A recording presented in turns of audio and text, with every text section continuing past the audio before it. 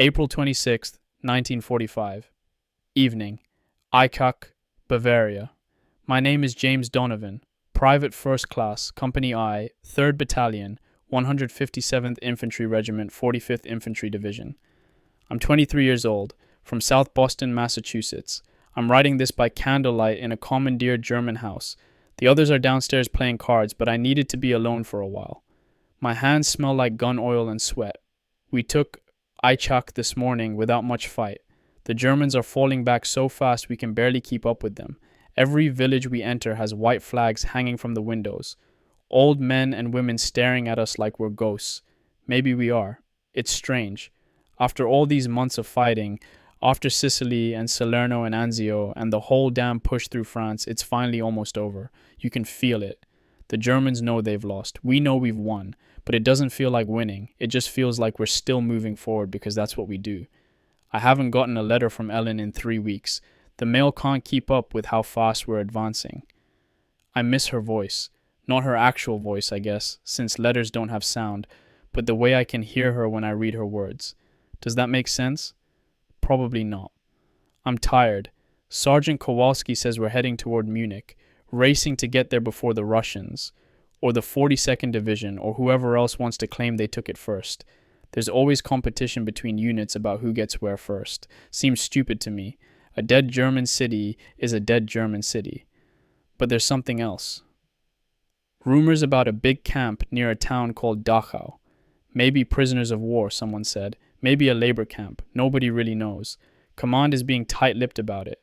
There's a smell in the air. Started noticing it this afternoon as we moved up. Can't quite place it. Sort of sweet and rotten at the same time. Like meat gone bad in summer heat. But it's April. It's cold. Spring just starting. So where's that smell coming from? Danny Martinez thinks it's from factories the Germans destroyed. Bodies in the rubble from the bombings, maybe. Corporal Martinez is my best friend in the company. We went through basic together at Fort Devens. He's from Albuquerque. Got a wife and a baby boy he's never met. The kid was born while we were at Anzio. Junior, Robert Hayes, is the youngest in our squad. 19 years old. Looks about 16. Still gets excited when we find a clean place to sleep. The rest of us, we've been doing this for 22 months. We're old men at 23, 24, 25. Vincent Lombardi is from Brooklyn. Tough as nails, loud, always got something to say. Talks about the Yankees like they're his family. Before the war, he worked on the docks. Says when he gets home, he's going to open a bar and never leave Brooklyn again. And Sergeant Mike Kowalski. He's been with the 45th since it was still National Guard. Oklahoma boy. Lost his older brother at Normandy last June. Doesn't talk about it, but I've seen him stare at his brother's dog tags. He carries them along with his own. These are the men I live with, sleep next to, fight beside. They're my brothers now. More than my actual brother Thomas, who's somewhere in the Pacific with the Marines. I haven't heard from him since January. My father fought in the First War. He was at Belleau Wood. Came home different, my mother always said. Quiet. I used to wonder what she meant. Now I think I understand. I wonder who I'll be when I get home. If I get home. No, when. War's almost over, I can feel it. Just a matter of days now, maybe weeks at most. Ellen's last letter from 3 weeks ago, she was talking about wedding plans. Her mother wants to have it at St. Augustine's, big ceremony, white dress, the whole thing. She asked me what kind of flowers I like. What kind of flowers I like. I'm sitting in a dead man's house in Germany wearing the same clothes I've worn for 6 days. And my fiancé wants to know what kind of flowers I like. I don't know anymore. I used to know things like that. I used to have opinions about normal things. Now I just want to not be here. I want to marry her and never hear a gunshot again. The candles burning low. I should sleep. We move out at dawn. That smell is getting stronger. I can taste it in the back of my throat. April 27th, 1945. Dawn. On the road to Dachau. We moved out before sunrise. Cold morning. My breath came out in clouds. Could see the frost on the grass in the fields. Spring trying to come, but winter not quite done yet. The columns stretched out for miles. Jeeps, trucks, men on foot. We've been walking since 0530. My feet hurt. Same boots I got at Camp Barclay 2 years ago. They've been through Sicily, Italy, France, Germany. More miles than I can count. The left one squeaks when I walk. Lombardi calls me squeaky because of it. Better than some nicknames I've heard. We passed through 3 villages this morning. White flags everywhere. Bed sheets, tablecloths, whatever they had. Old men watched us from doorways. Women too. One little boy, maybe 7 or 8 years old, waved at us. Blonde hair, blue eyes. Could have been any kid from back home. For a second I almost waved back. Then I remembered where I was. Who he was. What his country did. My hand stayed at my side. Junior did wave though. Kid's got a soft heart. Kowalski barked at him to keep his hands on his rifle. Junior's face went red, but he shut up and did what he was told. Around 0900 hours we ran into some German stragglers. Wehrmacht, not SS. Regular army. Maybe 20 of them trying to set up a roadblock with a machine gun nest. Half-hearted attempt. Their hearts weren't in it anymore. Short firefight. 10 minutes maybe. We flanked them from the north while 3rd Squad laid down suppressing fire. They surrendered pretty quick. Hands up. Scared. One of them couldn't have been more than 17. Junior took a round that grazed his shoulder. Barely broke the skin, but it bled like hell and scared him half to death. Kid thought he was dying. Medic patched him up in 5 minutes. He'll have a scar to show his girl back home. Make him feel like a real combat veteran, I guess. He is a real combat veteran, we all are. But getting wounded, even a scratch, it makes it official somehow. We bivouacked for lunch around 1300 hours. K rations. I had the hash. Tastes like paste mixed with salt. I've eaten it 100 times. Don't even taste it anymore. Just fuel to keep moving. Lombardi was making jokes. Something about Hitler hiding in a bunker with his mustache falling off. Martinez laughed. Good to hear him laugh. He's been quiet since we lost Patterson 2 weeks ago. Patterson was from Santa Fe, took shrapnel from a mortar round, died before the medic got there. Martinez watched it happen. I've watched too many men die. I've lost count. Does that make me a bad person? That I can't remember all their names anymore. I remember their faces sometimes, in dreams, or when I'm trying to fall asleep. Morrison, Kelly, Patterson, Schmidt, Williams, Jenkins, Cooper. 23 names from our company alone. That's just the dead, not counting the wounded who got shipped home. The smell is worse today, much worse. Some of the men are gagging. It's that same sweet rot smell but stronger, thicker, like it's coating your tongue. Martinez threw up after lunch, said it wasn't the K rations. We all know what it was. What the hell is making that smell? Kowalski finally told us what he knows about the camp, said it's called Dachau, been there since 33. That's 12 years. Germans use it for political prisoners, criminals, enemies of the state. Labor camp. He heard there might be thousands of prisoners. Labor camp. Okay, but why does the whole area smell like death? We're about 10 miles out now, maybe less. Should reach the outskirts by tomorrow morning. I'm writing this during a break. We've been walking for 8 hours. My feet are killing me. The squeaky boot is driving me insane, but I can't fix it. Need a cobbler, and there aren't any cobblers in the middle of Bavaria during a war. There's wildflowers starting to bloom, little yellow ones growing by the side of the road. Ellen would know what they're called. She knows flowers. I should remember that for when she asks about the wedding. Yellow ones. I'll tell her yellow ones. The sun's getting low. We'll make camp soon. Another commandeered house, probably. Or a barn if we're lucky. At least it'll be out of the cold. Junior keeps asking what a concentration camp is. Kowalski doesn't know. I don't know. Nobody really knows. The word sounds ominous, though. Concentration. Like they're concentrating people. Collecting them. For what? I've got a bad feeling. Can't explain it. Something about that smell. About the way the German prisoners we captured this morning looked when we asked them about Dachau. One of them, older guy, sergeant maybe, he went pale. Wouldn't answer. Just stared at the ground. The war's almost over. Just a few more days. We've made it this far. We'll make it home. That's what I keep telling myself. That smell, though. God, that smell. April 28th, 1945. Afternoon. Outskirts of Dachau town. I need to write this while it's still fresh because I don't understand what's happening. We reached Dachau this morning. The town, not the camp yet. It's a nice town. Pretty, actually. Baroque buildings, church with a nice steeple, cobblestone streets. Doesn't look like the war touched it much. No bomb damage, no artillery craters. Just a normal Bavarian town. The people, though, they're terrified. won't look at us, scurry inside when we come through. One old woman crossed herself when she saw us, like we were devils. We're not the devils here, lady. Around 1400 hours we engaged some SS troops. Not Wehrmacht this time. SS. You can tell by the collar insignia. These guys are different. Fanatical. They were setting up defensive positions near what looked like a train station or something. Maybe a dozen of them. Brief firefight. We took casualties. Thompson from 2nd Squad got hit in the leg. He'll live, but he's out of the war. Medic says the bone's shattered. Tommy's going home. He's 19 years old and he'll walk with a limp for the rest of his life, but at least he'll walk. We captured 6 of them.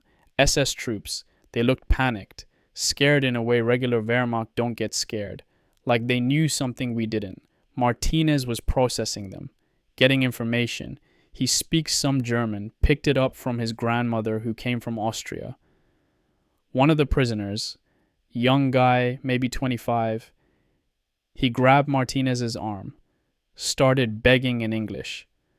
Don't send me to the camp, please. The prisoners will kill me. What the hell does that mean? Why would prisoners kill him? What prisoners? What did he do?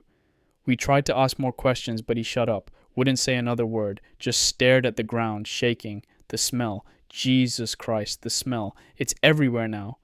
In your nose, your mouth, your clothes. Can't get away from it. Every breath tastes like rot, like decay, like death. Lombardi threw up. He tried to hide it, but we all saw. Big, tough Brooklyn Lombardi puking into a bush. Nobody made fun of him. We all feel it. Junior asked what's making that smell. Nobody answered him.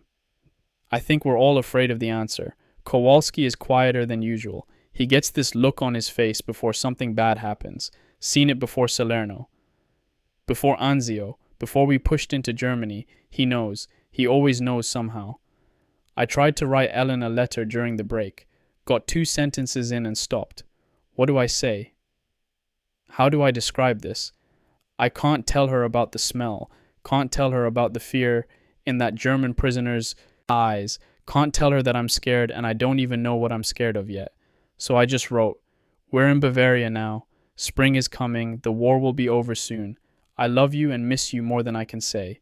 I didn't seal it. Don't know if I'll send it. Feels like a lie somehow. We're bivouacked in a house on the edge of town. Nice place. Family photos on the walls. Mother, father, 2 kids. They look happy in the pictures. Normal. Where are they now? Did they run? Are they hiding? Do they know what's in that camp? They had to know. The smell carries for miles. You can't not know. I found a Hitler Youth dagger on a shelf. Ceremonial thing. Swastika on the handle. I wanted to throw it through the window, but I just put it back. What's the point? It's over. They lost. Breaking things won't change anything. But God, I wanted to break something. I can't sleep. None of us can. That smell. And something else. A feeling. Like standing on the edge of a cliff in the dark. You can't see what's below, but you know it's a long way down. We advance on the camp tomorrow morning. 0400 hours Reveille. Orders came through an hour ago.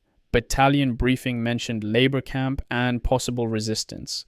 Possible prisoners, maybe POWs. I've seen POW camps. Seen German prisoners we captured. American POWs we liberated in France. They're thin, dirty, tired, but they're alive. They're men. Something tells me this is different. I tried to pray. First time in months. Got my rosary out, the one my mother gave me before I shipped out. Said 3 Hail Marys. The words felt strange in my mouth, like a language I used to speak but forgot. God, if you're listening, if you're still there. I don't know what we're going to find tomorrow, but I'm scared. I'm so scared, and I don't even know why yet. Please, please let it not be as bad as I think it is. The candle's almost out. I should try to sleep. Can't sleep. Keep smelling that smell. Keep seeing that prisoner's face. Don't send me to the camp. What's in that camp? April 29th, 1945, 0400 hours. Pre-dawn. Can't sleep. None of us can. We're moving out in 30 minutes. Kowalski just came through for inspection. Told us to check our ammo, check our gear, be ready for anything. His face looked like stone. Not scared exactly, just hard, ready. I checked my rifle 3 times. M1 Garand. Cleaned it yesterday. 8 rounds in the clip. More in my belt. bayonet fixed, everything ready. But ready for what? The smell is worse in the dark somehow, like it's crawling into your lungs. Martinez is sitting on his bunk, with his head in his hands. Junior is checking his gear over and over, nervous habit. Lombardi won't stop pacing. I took out my rosary again, held it. The beads are worn smooth from my mother's prayers before they were mine. I tried to say the words, but they wouldn't come. Instead, I just held it, gripped it tight, felt the beads pressing into my palm. If I die today, I want Ellen to know I loved her. I want my parents to know I tried to be a good son. I want my sisters to know their big brother thought about them. I want Thomas to know I was proud of him. But I'm not going to die today. The war's almost over. Just have to get through today. Then tomorrow.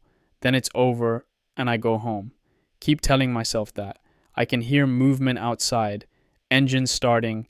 Men getting into formation. The sky is just starting to turn gray in the east. Dawn coming. We're going to see what's making that smell. God help us. April 29th, 1945. 0830 hours. Approaching the camp. I have to write this now while my hands can still hold a pen because I don't know if I'll be able to later. We moved through the town at dawn. German civilians hiding behind curtains, watching us. Nobody on the streets. Just us. Just our boots on cobblestone and that smell. That unbearable smell. Kowalski led us around a corner near what looked like a rail yard. Freight cars on a siding. 30, 40 cars maybe. Long train, doors shut. Check it out, Kowalski ordered. Might be supplies. Martinez and I approached the first car. Junior and Lombardi took the second. More squads moving down the line to other cars. Martinez got to the door first. It was locked from the outside, big metal latch. He undid it, started to slide the door open. The smell hit us like a fist, pure, concentrated, death. Martinez jerked back, gagging. I looked inside, bodies. The car was full of bodies, not killed in a bombing, not casualties from battle. These weren't soldiers. These were skeletons, skin stretched over bones, striped rags for clothes, piled on top of each other, twisted, reaching. Some of them had their hands near the door like they died trying to get out. The door was locked from the outside. They were locked in and left to die. I turned away and vomited. Couldn't help it. Just bent over and emptied my stomach right there on the tracks. Martinez was on his knees, retching. Junior screamed, actual scream, high and terrified. He'd opened his car, same thing, bodies, skeletons, dead. Lombardi was punching a tree, over and over, his knuckles split open, bleeding. He didn't stop, just kept punching and punching. Kowalski's voice. Check every car, count them. Command needs numbers. Numbers. He wants numbers. We checked. All of us. Car after car after car. 39 cars. Every single one filled with bodies. Hundreds. Maybe thousands. I stopped counting. Couldn't count anymore. Couldn't think. One car had children in it. Small bodies. I saw a tiny hand. A small shoe. I had to walk away. Couldn't look anymore. Martinez was crying. Actually crying, tears running down his face while he worked. Junior sat down on the tracks and put his head between his knees. Lombardi's hands were covered in blood, his in the trees. Someone said they died of starvation and thirst. Someone else said disease. Someone else said it didn't matter how. They were dead, and someone locked them in those cars and left them to die. Who does that? Who locks human beings in train cars and leaves them to die? The smell. God. The smell. It's in my nose, my mouth, my lungs. Can taste it on my tongue. Sweet and rotten and human. I threw up twice more. Nothing left to come up. Just bile and heaving. An officer came through. Captain somebody, I didn't catch the name, took one look in a car and went white. Turned away. Even the officers can't handle this. We regrouped. Kowalski's face looked like it was carved from stone. He lit a cigarette with shaking hands. I've never seen his hands shake before. We advance on the camp, he said. His voice was flat, empty. Stay alert. Enemy positions possible. Keep your heads. Keep our heads. How do we keep our heads after this? We're moving forward now. I can see the camp ahead. Watchtowers, fences, wire, buildings behind it, and smoke. There's smoke rising. My hands are shaking so badly I can barely write. The pen keeps slipping. I don't want to go in there. I don't want to see what's inside. but we're going. Orders are orders. God. Oh, God. April 29th, 1945, 09:45 hours. The gate. I'm writing this crouched behind a wall. We're at the camp gates. There's shooting. Have to be quick. The gates. There are words over the gates. Iron letters. Arbeit macht frei. Martinez translated. Work sets you free. What kind of sick joke is that? Watchtowers with guards. SS guards. They fired on us as we approached. Not much. Sporadic. Their hearts aren't in it. They know it's over.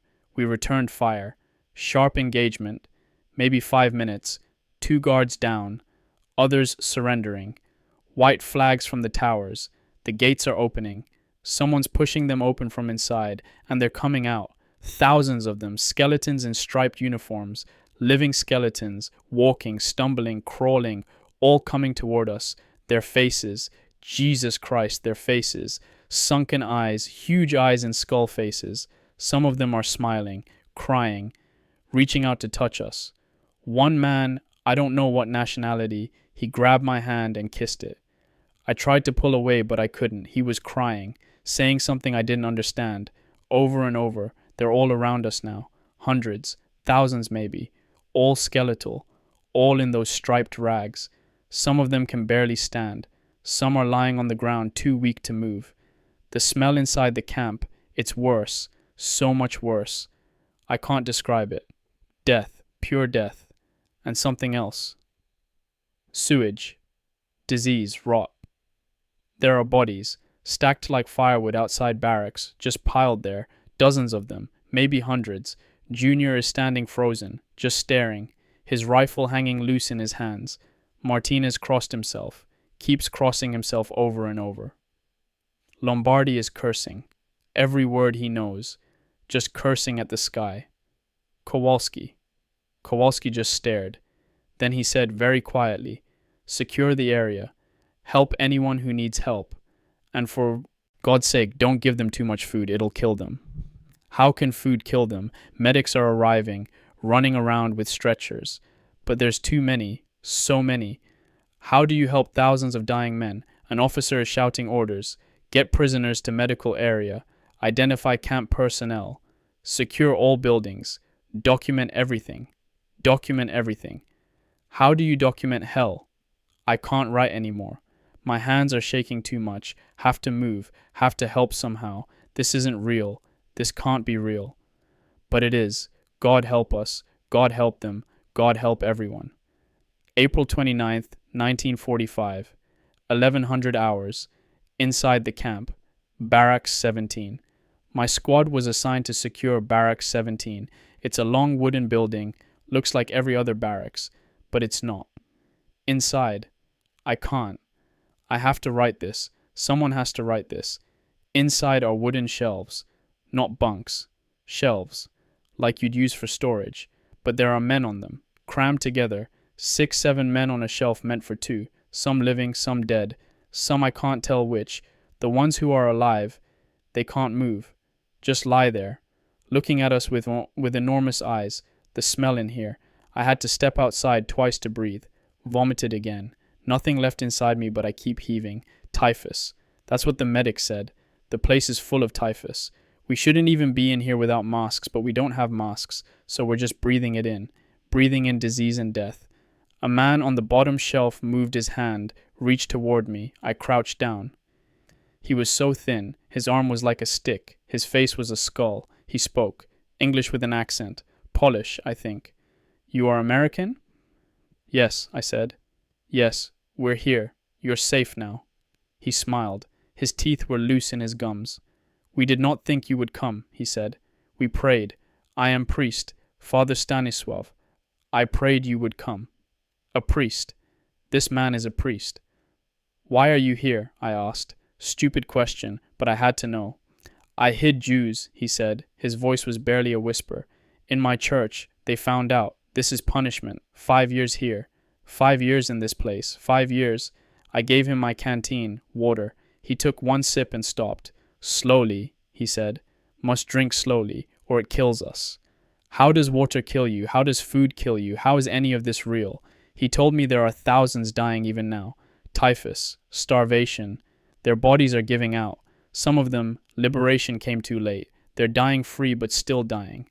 I asked him how many prisoners. 30,000 maybe, he said. Maybe 32, I do not know exact. So many. 30,000 people. In this one camp. All treated like this. Junior came in, took one look and ran back out. I heard him retching outside. Kowalski appeared, his face expressionless. He looked around, didn't say anything, just looked. Then he put his hand on my shoulder, squeezed once, walked away. I stayed with Father Stanislav. He was too weak to move. The medics are overwhelmed. Thousands of prisoners, maybe 50 medics. How do you choose who to help first? How do you make that choice? Father Stanislav asked about the war. I told him Germany is almost finished. Hitler probably dead. War will be over soon. He closed his eyes. Thank God, he whispered. Thank God. Then he asked me to tell about America. What's it like? I told him about Boston, about my neighborhood, about the docks where my father works, about St. Augustine's Church, about how the leaves turn colors in autumn. He listened with his eyes closed, smiling slightly. Beautiful, he said. The world is still beautiful then, I hoped. I prayed. We brought in blankets, clean water, medical supplies, but it's not enough. Nothing is enough. I have to go. There's more buildings to check, more prisoners who need help. But I'll come back. I promised Father Stanislav I'd come back. Check on him. He's a priest, a man of God, and they treated him like this. Why? Why do this? What did any of these people do to deserve this? I don't understand. I can't understand. April 29th, 1945, 1400 hours. The coal yard. I heard gunfire. Behind the main camp area. Sharp. Rapid. Not a firefight. Something else. I ran toward it. Martinez and Junior with me. Lombardi somewhere else. Kowalski ahead. We came around a building into a coal yard. Open area. Black coal dust everywhere. A wall on one side. There were bodies against the wall. SS guards. Maybe 7 or 8 already dead. Blood on the wall behind them. More guards lined up. American soldiers with rifles pointing at them. Executing them. I stopped. Stood there. Watched. One guard, very young, 19 maybe. Blonde hair. Crying. Begging in German. Hands tied behind his back. A soldier, I didn't know him, not from our company. He raised his rifle. Shot the kid in the chest. The guard dropped. Another guard. Older. Silent. Accepting. Shot. Another. Lieutenant Colonel Sparks came running, screaming. He's our battalion commander. He fired his pistol in the air. 2 shots. Stop! Cease fire! That's an order! Cease fire! Some soldiers stopped, lowered their weapons. Others didn't. One more guard shot, then another. Sparks physically pulled soldiers away from the wall. I will court-martial every one of you. Stand down. Most obeyed. Some walked away, but it was done. 10 guards, maybe 12, dead against that wall. And prisoners. Camp prisoners. They had shovels, clubs, beating other guards, beating them to death. Blood and screaming and rage. Nobody stopped the prisoners. I stood there, watched it happen, did nothing. Martinez was beside me. He made a sound. Not quite a sob, not quite a scream, just a sound. Junior turned around, walked away. I heard him being sick again. I should have done something, said something, stopped it. But I didn't. I thought about the train, those bodies, hundreds of bodies locked in train cars, left to die in their own waste. I thought about the barracks, men dying on wooden shelves, treated like storage. I thought about Father Stanislav. 5 years in this place for hiding people who needed help. And I felt nothing. Watching those guards die, I felt nothing. Is that wrong? Should I feel something? I don't know. I don't know anything anymore. Sparks is livid, shouting at officers. There will be investigations, inquiries. But everyone saw what's in this camp. Everyone smelled that train. What punishment fits what they did? I'm sitting outside the coal yard now, writing this. My hand is steady. That's what scares me. My hand should be shaking. I should be horrified. But I'm not. I'm just empty. Kowalski found me, sat down beside me, didn't say anything for a long time. Then, I saw it too. I didn't stop it, I said. None of us did. Should we have? He lit a cigarette, hands shaking now. I don't know. I honestly don't know. We sat there, smoke drifting, sounds of the camp around us, crying, shouting, diesel engines, organized chaos. We had to see it, Kowalski finally said. Someone had to see what they did, what really happened here. Someone has to remember. Remember. Yes, I'll remember. I'll remember everything, even if I don't want to. April 29th, 1945, 16:30 hours. The crematorium. They assigned me to document the crematorium area. For records. For evidence. Someone has to see it all. Write it down. Make it official. I wish it wasn't me. I wish it wasn't anyone. The building is stone. Industrial looking. Like a factory. Which I suppose it was. A factory for death. Inside are ovens. Large ovens. Like bakery ovens, but bigger. There are 5 of them. Metal doors. Still warm. They were running recently. There are bones inside. Ash. Human ash. You can tell. There's pieces. Fragments. A skull piece. Part of a jawbone. Outside the building, waiting to be burned, there are bodies. Stacked. Neat stacks. Organized. Maybe 60 or 70 bodies. Skeletal. Naked. Just piled there like logs waiting to be fed into a fire.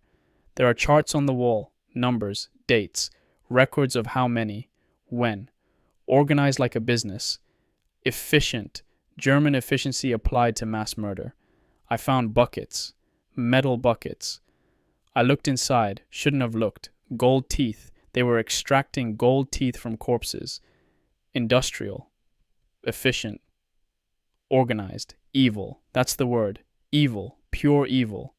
Not anger, not even hate. Just cold, organized, bureaucratic evil. I sat down on the ground, right there in the coal dust and ash. I couldn't stand anymore. My legs just gave out, and I cried. I haven't cried since Sicily, since I watched Morrison die in my arms. I don't cry. I'm a soldier. I'm tough. I'm from South Boston, where men don't cry. But I cried. Sat there in the dirt and cried like a child.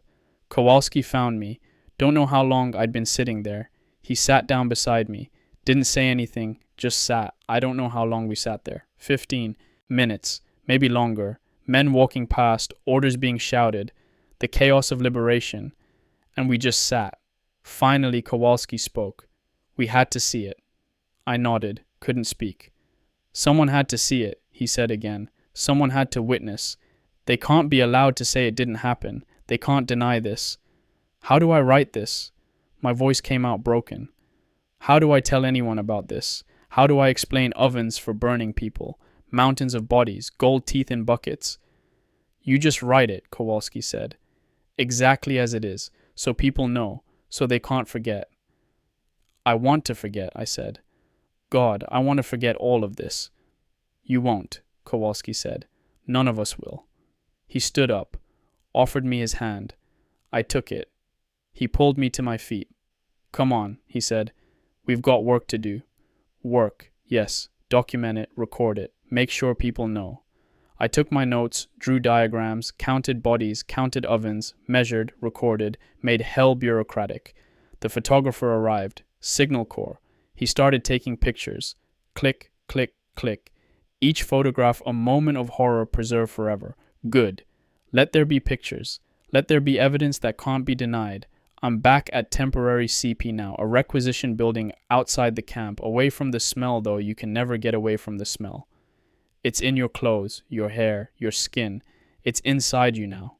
I tried to write to Ellen, took out paper, pen, sat there for 20 minutes, started 3 different letters, crossed out every word. How do I tell her? How do I explain what I saw today? How do I write? Darling, today I saw thousands of people treated worse than animals. I saw bodies stacked like wood. I saw ovens for burning human beings. I saw evil made real, and I don't know who I am anymore. I can't tell her. She wouldn't understand. Nobody would understand unless they were here. unless they smelled it, saw it, felt it. So I wrote this instead. My dearest Ellen, we liberated a camp today. Prisoners are safe now, receiving medical care. Many are very sick, but the doctors are helping. I'm fine. Don't worry about me. The war will be over soon and I'll be home. I love you more than anything in this world. Yours forever, Jimmy. Every word a lie except the last one. I do love her. I love her so much it hurts. But I'm not fine. The prisoners aren't fine. Nothing will ever be fine again. I sealed the letter. I'll mail it tomorrow. Let her believe I'm okay. Let her plan our wedding and think about flowers and believe the man who comes home will be the same man who left. I can hear other men from the company. Some are drunk, found German schnapps somewhere, drinking themselves unconscious. I don't blame them. Some are crying. Heard a man sobbing in the next room. Sounds like Wilson from Third Squad. He's 24 years old. Tough kid from Chicago. Crying like his heart is broken. All our hearts are broken. Lombardi just tried to start a fight with a replacement soldier. Guy, just arrived yesterday, didn't see the camp. Made some comment about German prisoners being treated too well. Lombardi hit him. Hard. Broke his nose. It took 3 men to pull Lombardi off. Martinez is outside. I can see him through the window, just standing there, staring at nothing, his rosary in his hand. Junior is sleeping. Or trying to. He keeps making sounds, small whimpers, nightmares already starting. And me, I'm sitting here, writing. Because if I don't write it down, if I don't put words to what I saw, then maybe I'll start to think I imagined it. That it wasn't real, that human beings couldn't possibly do this to other human beings, but they did. I saw it. We all saw it. I'm 23 years old. I've been in combat for 22 months. I've seen men die, I've killed men, I've seen cities destroyed, I've seen every horror of war, but nothing prepared me for this. Nothing could prepare anyone for this. The candle is burning low, I should sleep, can't sleep. Every time I close my eyes, I see those train cars, those faces, those ovens. Father Stanisław's face, smiling when I told him about autumn in Boston. That young guard's face, crying, begging, before the bullet hit him. All the faces, thousands of faces, dead and alive, all looking at me, asking why, how, who could do this? I don't have answers. Nobody does. Tomorrow will come. We'll keep working, keep processing, keep documenting, keep trying to help. But tonight I just want to disappear, want to be anywhere but here, want to be anyone but someone who saw what I saw today. But I can't. I'm here. I saw it. I'll carry it forever. God forgive me. God forgive us all. April 30th, 1945. Morning. Guard duty. Camp perimeter. Didn't sleep. Maybe an hour. Kept hearing sounds. Seeing things when I closed my eyes. On perimeter guard now. Supposed to watch for. I don't know what. The SS are gone. Dead or captured or fled. Who am I guarding against? Orders came through overnight. General Frederick issued a directive. All residents of Dachau town will tour the camp. All of them. Men, women, old, young, everyone. They will see what was done in their town. They will see and they will know. They're coming now. I can see them. Long line of German civilians. Hundreds of them. Being marched through by MPs. Some are crying already. Some look angry. Some just look blank. Good. Let them see. Let them smell. Let them know. First group coming through. Older people mostly. Well-dressed, well-fed, clean clothes, healthy. Look at them. Fed and healthy while people starved and died a mile from their homes. An MP is taking them to the barracks first. I can hear screaming. A woman fainted. Others are vomiting. One old man is arguing with the MP. In German, but you can tell. Claiming something, denying something. How dare you deny? How dare you claim ignorance? The smell carries for miles, for days. You couldn't not know. You chose not to know. You chose not to see, not to ask, not to care. They're bringing them to the crematorium now, to the bodies, to the train cars. One middle-aged man, looks like a shopkeeper or something, round face, well-fed. He's staring at a pile of bodies. His face is going pale, green. He's going to be sick. I walked over. I don't know why. Shouldn't have. But I did. Did you know? I asked him in English. Don't care if he understands. He looked at me, said something in German, shook his head. How could you not know? My voice came out harsh, angry. How could you not smell it, not see the smoke, not hear about it? It's 1 mile from your town. 1 mile, and you didn't know. He said something else, pleading, explaining. I don't care. I don't care about his excuses, his explanations, his reasons. Martinez pulled me away. Let it go, he said. They'll see. That's enough. But it's not enough. It will never be enough. More civilians coming through. A young woman, maybe 25. She's sobbing. Actually sobbing. Seems genuine. Maybe she really didn't know. Maybe she was just living her life and didn't see. Or maybe she saw and did nothing. Which is worse? An old woman collapsed. Heart problem, maybe. Or just shock. The MPs called for a medic. Meanwhile, inside the camp, prisoners are still dying. Typhus. Starvation. Their bodies just giving up. Liberation came, but for some it came too late. Medics are overwhelmed. Doctors from the battalion. More arriving from division. Field hospitals being set up. But 30,000 sick, starving people. How do you save them all? You can't. That's the answer. You can't. Father Stanislav. I need to check on him. Promised I would. My shift ends in an hour. I'll go to Barracks 17. See if he's still.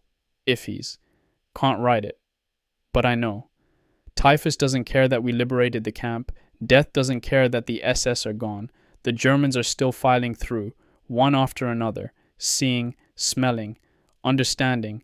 Some are genuinely shocked. Some are performing shock. How do you tell the difference? Does it matter? They're here now. They're seeing. It's too late to do anything, but it's not too late to know, to witness, to carry this with them. Like we'll carry it. A boy just walked past, maybe 16, Hitler youth age. He looked in a barrack, turned away, started crying, real tears. His mother, I assume, put her arm around him. That could be Junior. That could be the kid we saw waving in the village 3 days ago. Just boys, just following orders, just believing what they were told. Does that excuse anything? I don't know. I'm too angry to know, too tired, too full of everything I've seen. Shift ending. I'm going to find Father Stanislav. Please let him still be alive. Please. April 30th, 1945. Afternoon. Medical area. Father Stanislav is dying. The medics moved him to the medical area. It's overwhelmed. Wounded and dying everywhere. Men on stretchers. Men on the ground. Medics running. Doctors shouting orders. Organized chaos. I found him on a cot near the back. He recognized me. Smiled. That same small smile. His breathing was wrong. Shallow. Rattling. Typhus is in his lungs now, the medic told me quietly. Said there's nothing they can do. Antibiotics wouldn't help even if they had enough. Which they don't. Too many dying. Have to choose who to try to save. They chose to let Father Stanislav go as comfortably as possible. I sat beside him, held his hand. It was cold, light as bird bones. He talked, quiet, between breaths, about his village. In Poland. Can't pronounce the name, he said. Small place. He had a church there. Small church. Old. The wood was carved by his grandfather. He had 6 families in his parish who were Jewish. When the Germans came, he hid them. In the church cellar. For 2 years. Fed them. Kept them secret. Someone informed. He never knew who. The Gestapo came. Took everyone. The 6 families. Him. All to camps. The families went to Auschwitz. He came here. Did they survive? He asked me. The families. Did anyone survive? I don't know. I told him I don't know, but probably not. He knew. I could see in his eyes. He knew. I tried, he whispered. I tried to save them. It was not enough. You tried, I said. That's what matters. You tried. He shook his head, slightly. Cost him effort. No, he said. That they lived would matter. I failed. You didn't fail. You did what was right. He smiled at that. Yes, what was right. But right does not save lives, does it? Right does not stop evil. I didn't know what to say. He squeezed my hand. Barely any pressure. Tell me again, he said. about autumn in Boston. So I did. I told him about the leaves changing color, red and orange and yellow and gold, about how they fall and cover the common, about the smell of them, the sound of them crunching under your feet. I told him about the Charles River, about rowing teams in the morning, about fog rising off the water. I told him about St. Augustine's, the bells on Sunday, the way light comes through the stained glass, blue and red and gold. I told him about my mother making Sunday dinner, pot roast, potatoes, the smell filling the house. I told him about walking with Ellen, her hand in mine, the way she laughs, the way she sees beauty in everything. He listened with his eyes closed, still smiling. Beautiful, he whispered. The world is still beautiful. His breathing changed, slower, more difficult. I started to pray. In Latin, Hail Mary, the words coming back to me now when they didn't before. Ave Maria, gratia plena, Dominus tecum. He joined in, barely audible, but there, his lips moving with mine. Benedicta tu in mulieribus, et benedictus fructus ventris tui, Iesus. Other voices joined, a prisoner on the next cot, Catholic, Polish maybe, another, and another, quiet voices, in Latin, in Polish, in German, in languages I don't know, all praying together. Sancta Maria, Mater Dei, ora pro nobis peccatoribus, nunc et in hora mortis nostrae. Now, and in the hour of our death, Father Stanisław's hand went slack in mine, his breathing stopped, his face went peaceful, he died praying, surrounded by prayers. That's something. That has to mean something. A medic came over, checked for pulse, looked at me, shook his head. I'm sorry, soldier. I nodded, couldn't speak. They took his body away, another body for the count, another number, another death. But he had a name, Father Stanisław Kowalski, from a village in Poland whose name I can't spell. He saved 6 families. He hid them for 2 years. He was arrested. He survived 5 years in this hell.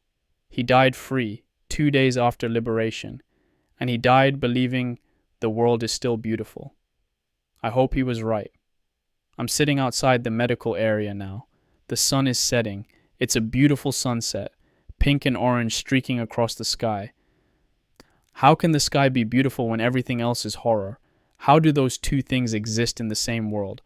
I don't understand anything anymore. Martinez found me, sat down beside me. The priest? He asked. Gone. We sat in silence, watching the sunset, spring birds singing somewhere, life continuing despite everything. They announced it, Martinez finally said. Hitler's dead, confirmed, suicide, April 30th, today. Hitler is dead, the war is almost over, victory is here. I felt nothing, nothing at all. We won, Martinez said, but his voice was empty. We won. We beat them. We liberated this camp, freed 30,000 prisoners. And Father Stanisław is still dead. The 6 families he tried to save are still dead. The thousands of bodies in those train cars are still dead. The mountains of corpses outside the crematorium are still dead. Victory. What does that even mean? I'm going to get drunk, Martinez said. Yeah, I said, but I won't. I need to remember this clearly. Every detail. Every moment. Someone has to remember. Father Stanisław made me promise. Before he died, he squeezed my hand and made me promise. Tell them, he whispered. Tell everyone. What happened here, they must know. I promise, Father. I'll tell them. I'll remember. I'll write it all down. Even if it kills me. Even if these memories haunt me forever. I'll remember. May 1st, 1945, morning. Barrack, clearing detail. Assignment. Remove bodies from barracks to make room for living prisoners. Create more space. Process the dead. Process the dead, that's what they call it. Like their paperwork. Forms to file. Started at 0600. Martinez, Jr., Lombardi, me. Others from the company. 24 men total. Barracks 10. We started with Barracks 10. Inside, bodies mixed with living. Some dead for days. Some died overnight. Some dying now while we work. Hard to tell which is which sometimes. We worked carefully, gently, trying to preserve dignity. These were people, our people, deserve respect even in death. First body I carried was a man, maybe 40 years old, maybe 60. Starvation makes everyone look the same. Ancient. I took his shoulders. Martinez took his feet. He weighed nothing. Like carrying a child. Like carrying clothes on a wire hanger. Just bones and skin. We carried him outside, to the collection point, where they're processing, documenting, before burial in mass graves. Laid him down. Went back for another, and another, and another. Junior lasted an hour. Carried maybe 10 bodies. Then he stopped. Put down a body halfway to the collection point. Just stopped. Stood there. Shaking. I can't, he said. I can't do this anymore. I can't. Kowalski came over, put his hand on Junior's shoulder. Go, he said. Quiet. Not angry. Take a break. Come back when you can. Junior walked away. Didn't come back. I don't blame him. He's 19, should be working at a soda fountain or playing baseball, not carrying bodies. Lombardi took his place, face completely blank, like he'd shut off everything inside, just working. Lift, carry, put down, walk back, lift, carry, put down. Martinez was crying, silent tears running down his face while he worked. Didn't stop, didn't wipe them away, just cried and worked. I didn't cry, should have maybe. But I didn't feel anything, just numb, empty. Like my body was working, but I wasn't inside it anymore. We cleared Barracks 10 by noon, 216 bodies. I counted. Don't know why I counted. Just did. 216. Lunch break. They brought rations. Nobody could eat. Tried. Bit into a sandwich. Tasted like ash, like death. Couldn't swallow. Spit it out. Lombardi tried to drink coffee. Couldn't. Just stared at the cup. Martinez smoked 3 cigarettes in a row, hands shaking so badly he could barely hold them. I just sat. Stared at nothing. Thought about nothing. Felt nothing. Afternoon shift. Barracks 11. Same work. Lift. Carry. Put down. I noticed things. Couldn't help noticing. One man had a number tattooed on his arm. Blue ink. 6 digits. What did that number mean? When did they tattoo it? Did it hurt? Stupid question. Of course it hurt. Everything here hurts. Another body. Young. Maybe 20. Still had his prayer shawl wrapped around him. Jewish. Someone had covered him respectfully after death. Another. Hands clasped together. Someone had positioned them that way. Last gesture of love from someone still living. We tried to maintain that care, that gentleness. These were people. Had names. Had families. Had lives before this place. But after a while your arms get tired. Your back hurts. You stop thinking and just work. Lift. Carry. Put down. Bodies become numbers. Numbers become nothing. That's how it happened, isn't it? That's how the SS could do this.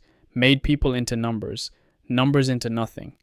Once you stop seeing them as human, anything becomes possible. But I see them. I force myself to see each face, each person. They were real. They had names. Even if I don't know the names, they had them. By 1700 hours, we'd cleared Barracks 11, 193 bodies. Total, 409. 409 people who survived until liberation, then died anyway. Survived years in this place only to die when freedom came. 409. And we've only cleared 2 barracks. There are dozens more. We're done for today. Orders. Rest. Resume tomorrow. Rest. How do you rest after this? Martinez went to find alcohol. Lombardi went with him. I came back to our billet. Tried to clean up. Wash. But the smell doesn't wash off. It's in your skin. In your lungs. Permanent. Junior is lying on his bunk, staring at the ceiling, not moving. I sat next to him. It's okay, I said. It's not, he replied. Nothing is okay. Nothing will ever be okay again. He's right. He's absolutely right. I keep seeing their faces, he said. Every time I close my eyes, all those faces, looking at me, asking why. Why did this happen to them? I don't know, I said. They were people, Junior said, his voice breaking. They were just people. Like us, like our families. And someone did that to them. Someone decided they didn't deserve to live. He started crying, real sobs, shoulders shaking. I put my arm around him, let him cry. What else could I do? I want to go home, he said. I just want to go home and forget all of this. Yeah, I said. Me too. But we won't forget. Can't forget. Even if we wanted to. This is burned into us now. Permanent. Part of who we are forever. I carried 40 bodies today, 40 human beings, reduced to bone and skin, each one someone's son or father or brother, each one loved by someone, each one robbed of life. 40, and there are thousands more, thousands dead, thousands dying, thousands who will never fully recover. Victory. Liberation, freedom, words that mean nothing here. The only word that matters, why? Why did this happen? Why did people do this to other people? Why did the world let it happen? I don't have answers. Nobody does. I'm going to try to sleep. Probably won't. Probably see faces. Probably see hands reaching. Probably hear Junior crying softly in his bunk. Tomorrow we go back. Clear more barracks. Carry more bodies. Add to the count. Someone has to do it. Might as well be us. We've already seen it. Already been destroyed by it. Might as well finish the job. God, if you're there, if you're listening, I don't understand. I don't understand any of this. Help me understand, or help me forget, or help me survive this. Something, anything, please. May 1st, 1945, evening, outside the camp walls. I'm sitting on the ground outside the camp perimeter, away from the barracks, away from the work. Just sitting, the sun is setting, pink and gold, beautiful. Birds singing in the trees, spring coming despite everything. Junior found me, sat down beside me. We didn't talk, just sat. Then Martinez, then Lombardi, then Kowalski, the whole squad, just sitting together, watching the sunset. Nobody spoke, not for a long time, just 5 men, 5 soldiers, sitting in the grass, listening to birds, trying to breathe. Finally, Lombardi broke the silence. We ain't never gonna be the same. Just said it. Matter of fact, not sad exactly, just truth. Nobody argued, nobody tried to say it would be okay, because we all know he's right. I had a girl back in Brooklyn, Lombardi continued. Rosie, worked at Woolworth's, prettiest girl in the neighborhood, wrote to me every week, talking about what movie she saw, what happened at work, normal things. He pulled out a letter, crumpled from his pocket. Got this yesterday. She's talking about planning a trip to Coney Island this summer, wants to ride the cyclone, eat Nathan's hot dogs, normal things. He stared at the letter. How do I go back to that?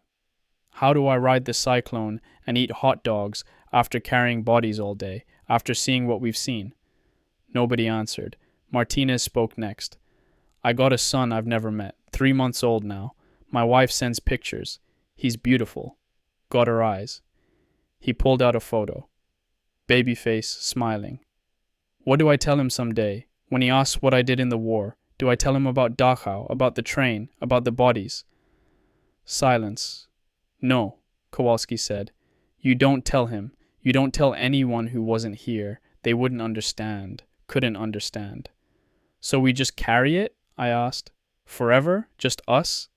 Yeah, Kowalski said. Just us. Junior spoke. His voice small, young. I'm 19 years old. I should be in college, chasing girls, playing football. Instead, I'm...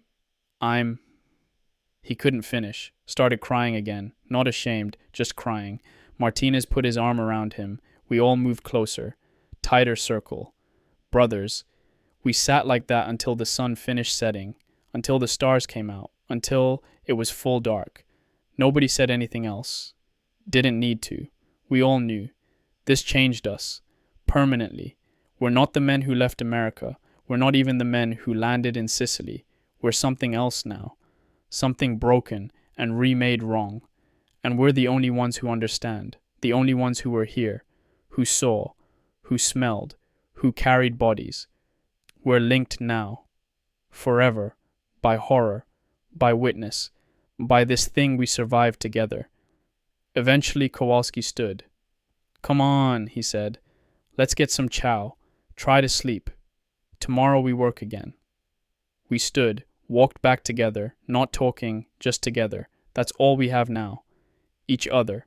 The only people who understand. My squad, my brothers, the men who saw hell with me. We'll carry this together. Have to. No choice. Tomorrow, more barracks, more bodies, more counting, more horror. But tonight we sit together in the dark and remember that we're still human, still alive, still here, still carrying each other. That has to be enough. May 2nd, 1945. Late night. Alone. Everyone else is asleep. Or trying to. I can hear Lombardi snoring, Martinez tossing and turning, Junior making small sounds. Nightmares. I can't sleep. Can't stop. Thinking. 3 days since we entered Dachau. 72 hours. Feels like 72 years. I need to write this. All of it. While it's still clear, before my mind tries to protect itself by forgetting. That's what minds do, right? Forget trauma. Blur details. Make it bearable. I can't let that happen. I won't. Someone has to remember exactly, precisely, every detail, so it can never be denied, never be minimized, never be forgotten. So I'm writing. Everything. The train, 39 cars, maybe 2,000 bodies total. Could be more. Some were already skeleton when they died, locked in. The doors locked from outside. They died trying to escape. You could see it. Hands near the cracks. Bodies piled by the doors. Died hoping.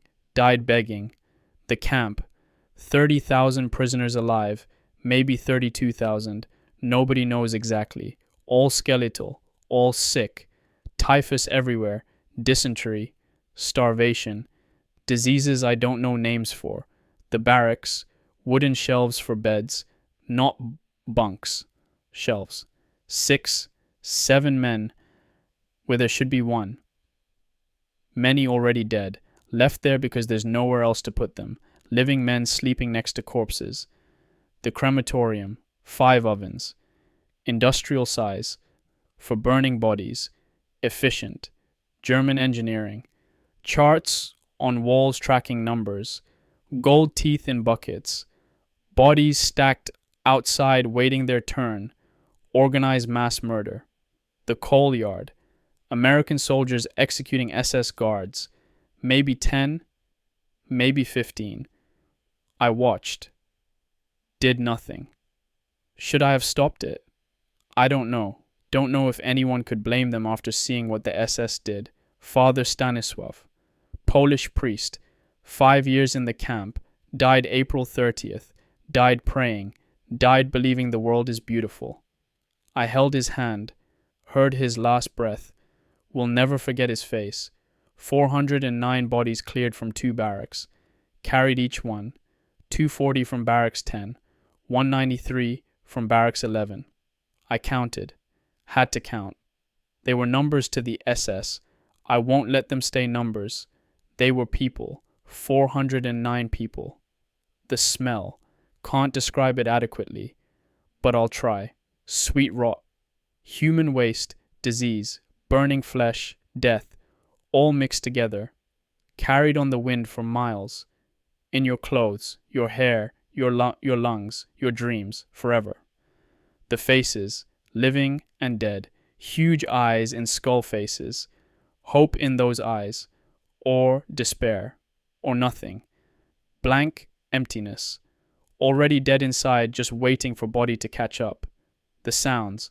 Crying, moaning, prayers in a dozen languages, screams, silence worse than screams, diesel engines, shovels, boots on gravel, spring birds singing like nothing happened.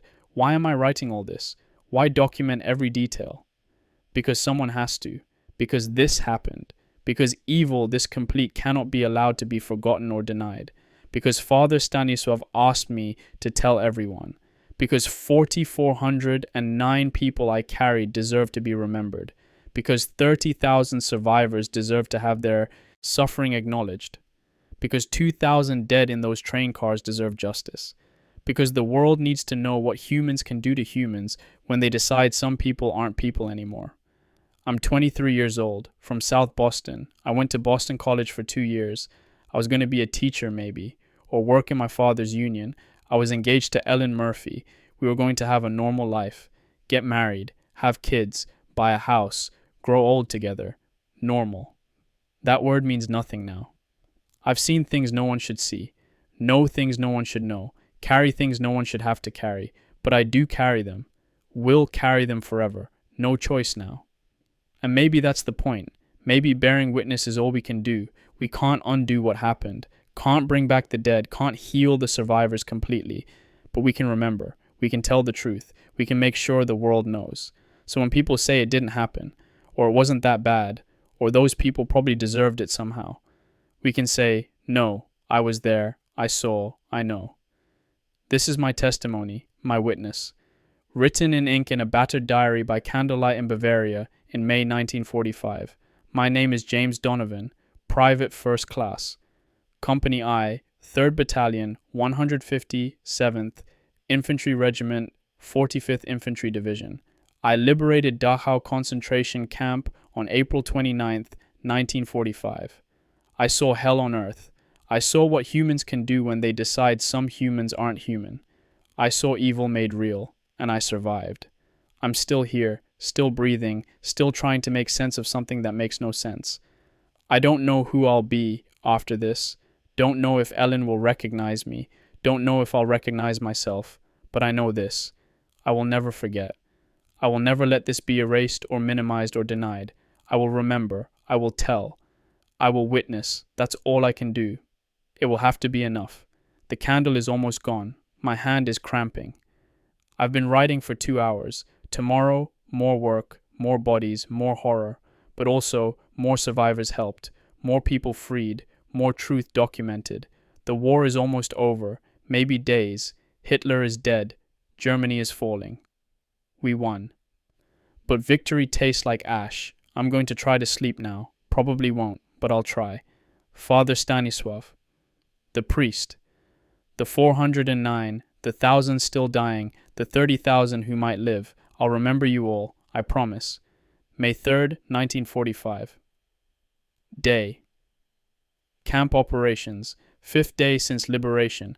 Camp is becoming more organized, less chaos.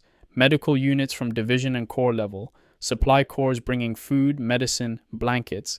Engineers setting up proper facilities. Still overwhelming, still impossible.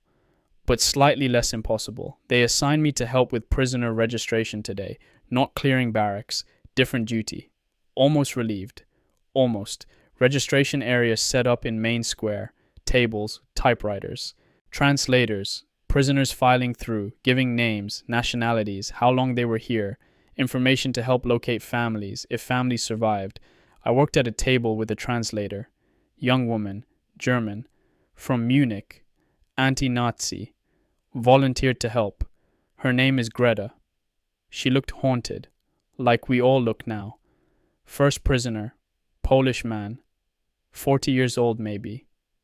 Name, Stefan Mazer. Been here 4 years. Political prisoner, member of resistance. Told us his wife and children were taken to Auschwitz in 42. Asked if we had information. Did they survive? We didn't know. Greta told him gently. We would try to find out. He nodded, thanked us, walked away slowly, like he already knew the answer. Second prisoner, German. This surprised me. German in a German camp. Name, Klaus Werner. Communist. Arrested in 33. 12 years here. 12 years. He was 25 when they took him. 37 now. Looks 70. He asked about Berlin. We told him Russia controls eastern part. Western allies in the west. Germany divided. War almost over. He cried. Just sat there crying. We fought so long, he said in broken English. So many died. We tried to stop them. We tried. Not all Germans were Nazis. I have to remember that. Klaus Werner was in this camp since the beginning. Fought Hitler before Hitler had full power. Paid for it with 12 years.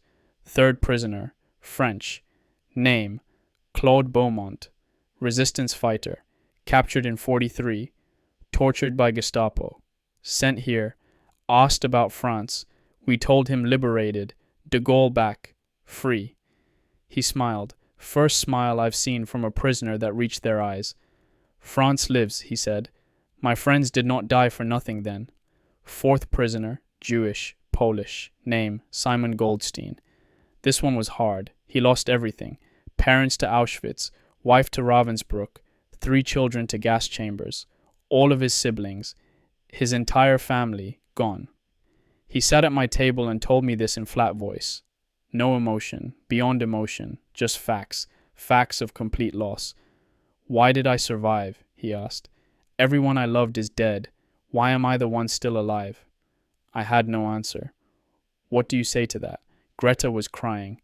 Tried to hide it, but I saw. We processed dozens more, hundreds, all day, story after story, loss after loss, horror after horror, but also survival, resilience, hope somehow.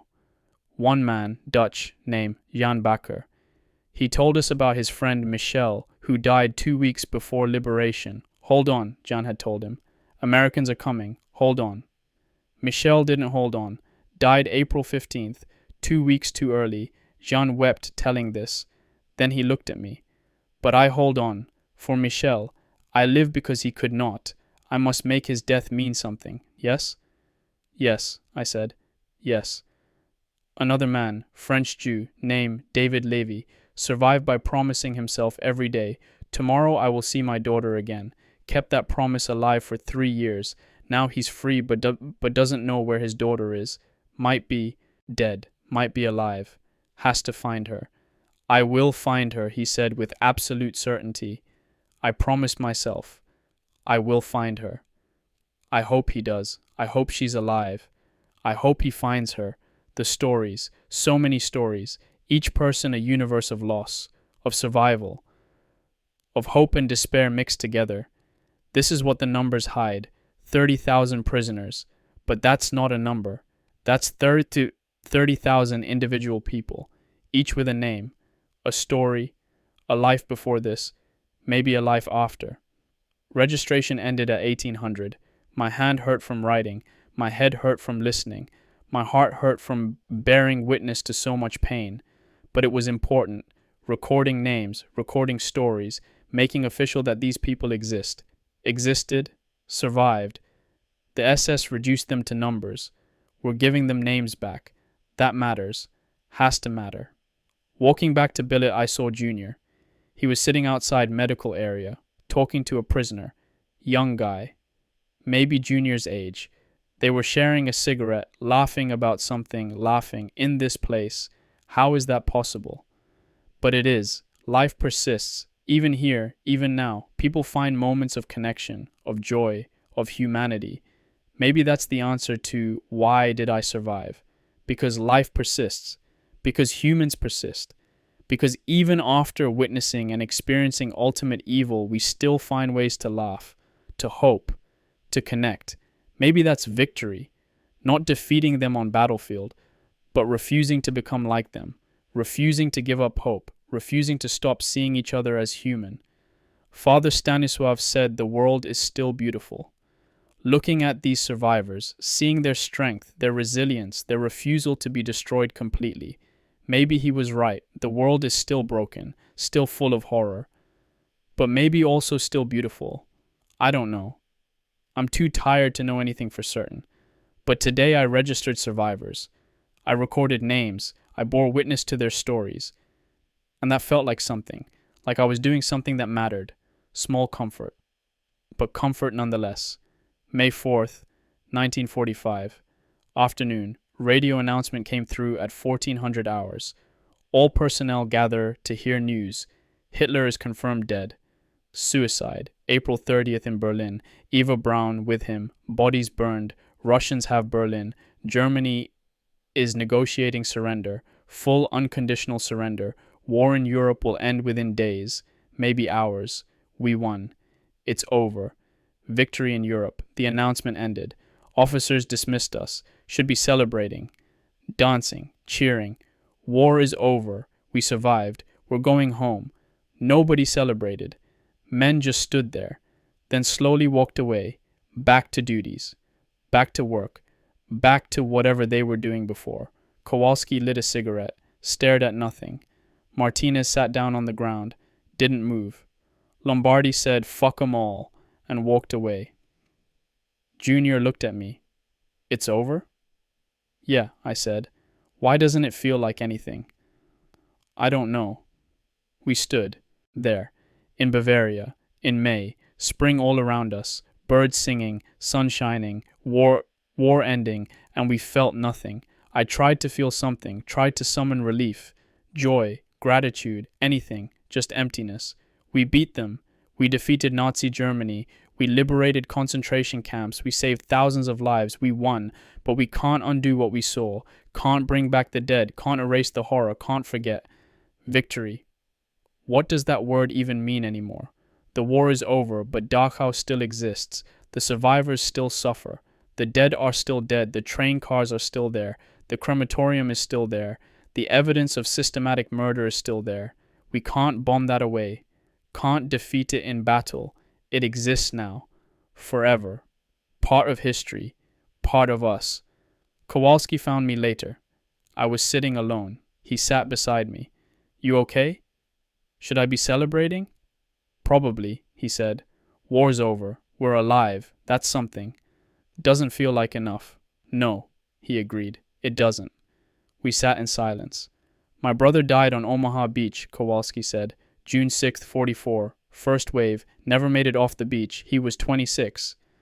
I didn't know what to say. I used to think, if we win, if we beat them, then his death means something. He died for victory, for freedom, for stopping evil. He took a drag on his cigarette. But now, after this, after Dachau, I don't know. He died and this still happened. We won and it doesn't bring him back. Doesn't undo any of it." "I'm sorry," I said. "Yeah," he said. "Me too." We sat there, two soldiers, war ending, feeling nothing. "Want to get drunk?" Kowalski asked. "Yeah," I said. We did. Lombardi and Martinez joined us. Junior too, though he's technically underage. Nobody cared. We drank German schnapps, liberated from somewhere. Tasted like fire. Burned going down. We didn't talk much, just drank and sat together. At some point Lombardi raised his glass. "To the dead," he said. We raised our glasses. To the dead. Not celebrating, just acknowledging. The ones who didn't make it. Our friends. The prisoners. All the dead. Martinez started listing names. Our company. Men we lost. Morrison, Patterson, Kelly, Williams, Schmidt, Cooper, Davis, Johnson, Martinez, not me, the other Martinez from 3rd Squad, Thompson, Riley. 23 names total, from our company alone, 2 years of combat, 23 men dead, more wounded, more sent home, broken. And them, I said. The prisoners, all of them. To them, Martinez said, we drank. "What do we do now?" Junior asked. His voice was thick, drunk or emotional, both. "We go home," Kowalski said. "And then what?" Nobody answered. "What do you say?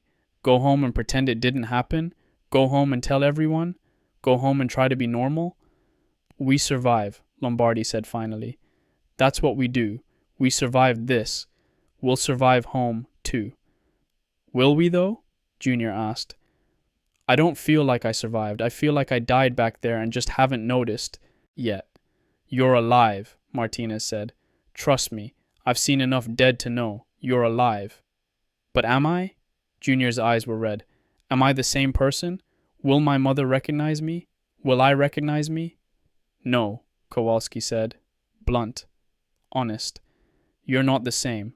None of us are. We're different people now. That's just how it is." Silence. "Is that okay?" Junior asked quietly. "Has to be," Kowalski said. "It's all we got. We drank more, got properly drunk. First time since before Dachau. Needed it. Needed to not think, not feel, not remember, just for a few hours. I'm writing this now, late night, drunk, but not too drunk to write. Need to document this too. This day. This nothing of a victory. Germany is surrendering. War is ending. Hitler is dead. Evil is defeated. But I feel nothing. Just empty. Hollow. Used up. Is this what my father felt after the First War? This emptiness? This inability to celebrate? I understand now. I understand why he came home quiet, changed, different. Because there's before and after. Before you see what humans can do. After you see it, you can't go back to before. Can only exist in after. I'm in after now. Forever. Ellen's letter arrived today. Finally. First letter in 3 weeks. She's excited. War almost over. I'll be home soon. Wedding plans proceeding. Her mother bought fabric for her dress. Her father is proud of me. Her sisters are excited. Normal life. Continuing there. In Boston. In America.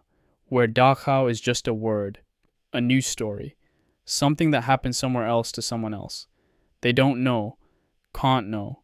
Even if I told them, which I won't, they couldn't really know. I tried to write back. Got 3 sentences. My dearest Ellen, the war is over. Germany has surrendered. I'll be home soon. Couldn't write more. What else is there to say? I love you. I'm not the man you remember. I've seen things that broke me. I carry nightmares now. I sealed the letter. Incomplete. Inadequate. But honest in its limitation. I do love her. That's real. That's one thing Dachau didn't take from me. I still love Ellen, still want to marry her, still want normal life. But I don't know if I can have it. Don't know if normal is possible anymore. We'll see. I'll try. That's all I can do. The war is over. I survived. That will have to be enough. May 7th, 1945. Evening. We received our orders today. Company, I will move to Munich for occupation duty. Leave Dachau tomorrow. Finally. Should be relieved. Getting away from the camp. Away from the smell. The horror. The death. But leaving feels wrong somehow, like abandoning them. The survivors. The work still happening. Medical units are still there. Relief workers. The International Red Cross arrived yesterday. Displaced persons organizations. The survivors will be cared for, as much as anyone can care for trauma this deep. But still, we're leaving, moving on to next duty. While they stay, still sick, still dying, still trying to figure out what comes next. Junior asked if we could visit medical area before we leave, say goodbye to some prisoners we'd met. Kowalski agreed. We went, squad together, found the young guy Junior had been talking to. Name is Piotr. Polish. 20 years old. Survived 2 years in Dachau. Getting stronger. Might survive. Junior and Piotr sat together. Didn't say much. Just sat. Junior gave Piotr his extra rations. Chocolate bar. Piotr's eyes lit up. Took one bite. Savored it. Smiled. Thank you, he said in broken English. Thank you for everything. For saving us. For seeing us. Junior started crying. Just broke down. Piotr put his arm around him. This prisoner, this survivor, comforting American soldier, humanity in action, small moment, beautiful somehow. Martinez found Claude Beaumont, the French resistance fighter. Claude was sitting up, reading, book in French, something by Camus. They talked. Martinez's French is rough but adequate. Claude thanked us, thanked America, thanked every soldier. You saved not just our lives, Claude said. You saved our humanity, our dignity. You saw us as people when they said we were not people. That is everything. Lombardi found Klaus Werner, the German communist, 12 years in the camp. They sat together. Lombardi shared a cigarette. 2 men, German and American, once enemies, now just 2 men who survived hell. Go home, Klaus told Lombardi. Live good life. That is how you honor what you did here. Live well, love well. Remember, but do not let it destroy you. Good advice. Don't know if any of us can follow it, but good advice. I looked for Simon Goldstein, the Polish Jew who lost everyone. Found him in medical area. He was weaker, sicker, typhus getting worse. I sat with him. He recognized me. American, he said. The one who listened to my story. Yes, I said. I wanted to say goodbye. We're leaving tomorrow. He nodded. You go. We stay. Is right. You have life to live. So do you, I said. You'll recover. You'll leave here. You'll rebuild. He smiled sadly. Maybe, maybe not. I'm very sick, but if I live, I must live for them, for my family, for everyone gone. Must make their deaths mean something. They mean something, I said. You survived. You're witness. That means everything. Yes, he agreed. Witness. That is my duty now. If I live, I tell the world. I make sure they know. I pulled out my diary. This diary. The one I've been writing in since April 26th, since before we knew what waited for us. I'm writing it too, I told him. Everything, so people will know, so it can't be denied. He looked at my diary, reached out, touched the cover, gently. You are a good man, he said. You see us, you remember us. That is gift. We sat together a while longer. Then I had to go. Orders, duty. Survive, I told him. Please survive. The world needs witnesses. I try, he promised. For them. I try. I hope he makes it. I hope he lives to tell his story. I hope the world listens. Tonight is our last night near Dachau. Tomorrow we move to Munich. The squad gathered. Our last night here. We found a quiet spot. Away from the camp. But not too far. Never far enough. Lombardi pulled out a bottle. Where does he keep finding alcohol? Doesn't matter. We passed it around. To the ones we couldn't save, Martinez said, we drank. To the ones we could, Junior added, we drank. To getting the hell out of here, Lombardi said, we drank. Kowalski stood, looked at each of us. We saw something, he said, something most people will never see, never believe. But we saw it. We know it's real. We nodded, and we have to live with that, carry that, forever. More nods. But we do it together. We're squad, we're brothers. What we saw, what we did, we carry it together. Understood? Understood, we said, all of us. Nobody else will ever really understand, Kowalski continued. Our families, our girls, our friends back home. They weren't here. They can't know. Only we know. True. Painfully true. So we stick together. After the war, after we go home, we remember each other, we remember this, and we don't let it destroy us. We don't give them that victory. How? Junior asked. How do we not let it destroy us? Kowalski shrugged. I don't know. We figure it out. One day at a time. Together. Simple answer. Maybe the only answer. We sat together until late. Didn't talk much. Just sat, being together, being brothers, being survivors. Tomorrow, Munich. Occupation duty. Normal military life. Whatever that means now. But tonight. Tonight we sat together at the edge of hell and remembered we're still human. Still alive. Still here. That has to be enough. May 8th, 1945. Munich. VE Day.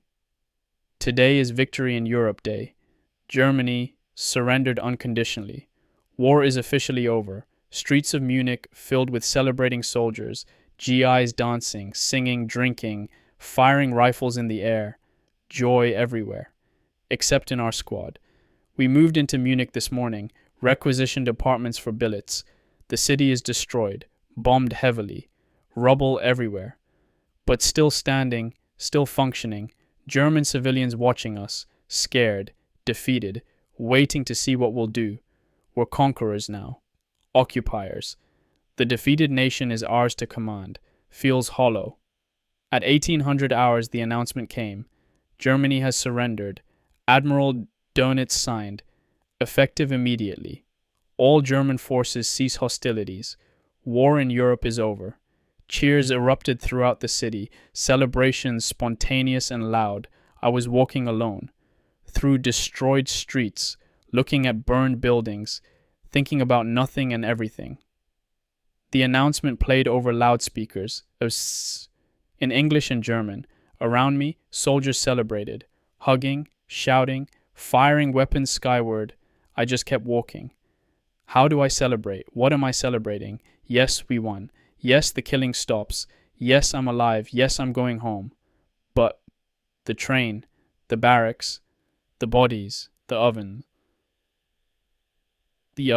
Father Stanisław, Simon Goldstein, 30,000 broken survivors, thousands dead despite liberation, That doesn't go away because we won. That's permanent, forever, part of history now, part of me. Victory. The word means nothing. I walked for hours, through Munich, past celebrating soldiers, past silent Germans, past buildings destroyed, past buildings untouched, past beer holes, past churches, past homes. The sunset, beautiful sunset, pink and orange and gold, war ending with beautiful sunset, poetic, I guess. I found myself at a park, small green space somehow untouched by bombs, trees budding, grass growing, bench. I sat, thought about Ellen, about Boston, about home, about normal life I left behind. Can I go back to that? Will Ellen still love me when she sees what I've become? Will my parents understand why I'm quiet, why I don't smile anymore, why I wake up screaming? Will I understand myself? A man sat down beside me. Older soldier, maybe 40, staff sergeant insignia, not from my unit. You okay, soldier? Yes, sergeant. You don't look okay. I shrugged. Where were you? He asked. Sicily, Italy, France, Germany. Standard answer. My combat history. I meant today. Where were you today? I looked at him, really looked. His eyes. He knew. Somehow he knew. Dachau, I said quietly. He nodded. Didn't say anything. Just nodded. We sat in silence, long silence. Comfortable somehow. Buchenwald, he finally said. I was at Buchenwald 3 weeks ago. Another camp, another liberation, another horror. Yeah, I said. Just that. What else is there? Can't celebrate, he said. Not question, statement. No, won't ever celebrate this, he continued. Can't, not after what we saw. No, I agreed. More silence. They'll want us to be heroes, he said. The folks back home, they'll want stories, want to thank us, want to hear how brave we were. Yeah, but we can't tell them, can't make them understand. No. He stood up, looked at me. Survive, soldier. That's all we can do now. Survive this. Go home. Try to live. Honor them by living. Klaus Werner said the same thing. Live well. That's how you honor it. Yes, Sergeant. He walked away. I sat longer. Celebrations continued around me. Victory in Europe. Defeating fascism. Stopping evil. Saving the world. All true. All important. All worth celebrating. But I can't. Not yet. Maybe not ever. I went back to billet eventually. Squad was there. Together. Not celebrating. Just together. Martinez had received a letter. From his wife. Pictures of his son. The baby is growing, smiling. Beautiful. I want to meet him, Martinez said, his voice thick. I want to go home and hold my son and never leave. You will, Lombardi said. Junior was crying, again, or still. Hard to tell anymore. He cries a lot now. We all do, in our own ways. I'm sorry, Junior said. I should be happy. War's over. We won. But I can't. I can't feel happy. It's okay, I told him. You don't have to be happy. Just be alive. That's enough. Kowalski was sitting alone, staring at his brother's dog tags, the ones he carries along with his own. I sat beside him. He died for this, Kowalski said. Quiet. For victory. For stopping them. His death meant something. Yes, I said, but it doesn't feel like enough. No, I agreed. It doesn't. We sat there, brothers, in different ways, all carrying dead, all carrying horror, all trying to survive. Tonight the world celebrates victory, freedom, peace, new beginning. Tomorrow I'll try to join them, try to feel something besides emptiness, try to look forward instead of back. But tonight I sit with my squad and grieve, for everyone we lost, for everyone who was lost, for who we were before we saw what we saw. The war is over. My war will never be over. That's the truth. The only truth that matters right now. Germany is defeated, but Dachau still exists, will always exist. In memories, in nightmares, in history, in me, victory. The word tastes like ash. May 15th, 1945, Munich. 1 week after VE Day. Been in Munich a week. Occupation duty, routine. Guards, patrols, maintaining order, processing prisoners of war. Displaced persons, chaos of aftermath. It's strange. Being in Germany as occupier, living in German homes, eating German food, seeing German children, trying to separate people from regime. This family whose apartment we requisitioned, mother, father, 2 kids, boy and girl, 8 and 10 maybe. They moved into one room. We took the rest. I found the father's Hitler Youth dagger first day, ceremonial, like mine in Aichach. But this is their home, their life, photos on the walls, family at Christmas, family at the beach, normal family, normal lives. Did they know about the camps, about what was being done? Of course they knew. How could they not? But did they care? Did they try to stop it? Were they complicit or just scared? These questions matter, but I don't know how to answer them. The mother cooks for us, cleans, trying to stay useful, stay safe. The father is gone, prisoner of war, or hiding. The kids stare at us, scared, curious. Junior plays with them sometimes. Despite everything, he's still got that soft heart, shows them card tricks, makes them laugh. Lombardi hates it. They're Germans, he says. Enemy. They're kids, Junior replies. Just kids. Both are right. Both are wrong. War doesn't make sense anymore. Letter from Ellen arrived. Long letter. Wedding plans progressing. She wants to get married as soon as I'm home. St. Augustine's. Her mother insists on big ceremony. All the trimmings. She's nervous I won't want big wedding. Asks if I'd prefer something small. Says she'll do whatever I want. I don't know what I want. Can't picture it. Standing in church in dress uniform. Ellen in white dress. Friends and family. Celebration. Normal. Can't see it. Can't imagine being that person. The groom. The happy veteran coming home. The normal man starting normal life. But I have to try. Ellen deserves that. Deserves husband who tries. Who doesn't let war destroy what we have. I wrote back. Told her big wedding is fine. Whatever she wants. I trust her. I love her. Didn't tell her about Dachau. Didn't describe what I saw, what I carry. Didn't want to burden her. Didn't want her to worry. Maybe that's wrong. Maybe I should be honest. Prepare her for changed man coming home. But I can't. Not yet. Not in letter. Maybe never. Some things can't be written, can't be spoken. Can only be carried. News came today. They want testimony. Official testimony for war crimes trials. They're gathering evidence against camp personnel. Need witnesses. Selected me to testify. Don't know why, me specifically. Maybe because I wrote detailed notes. Maybe because I speak clearly. Maybe random chance. Tomorrow I meet with JAG officers, Judge Advocate General. Give formal statement. Describe what I saw April 29th. What happened at Coal Yard. At crematorium. Everything. Make it official. Make it legal. Make it part of permanent record that will convict people. Justice. That's what they call it. Justice for crimes against humanity. For genocide. For everything. Klaus Werner's words come back. Someone decided they didn't deserve to live. Tomorrow I help make sure those someones face consequences. Assuming we can find them. Assuming they don't escape. Assuming justice is possible for crimes this enormous. I'm nervous. About testimony. About remembering clearly enough. About maintaining composure. About failing to convey true horror. How do you describe hell in legal language? How do you make judges and lawyers understand what their eyes haven't seen? What their noses haven't smelled? I'll try. That's all I can do.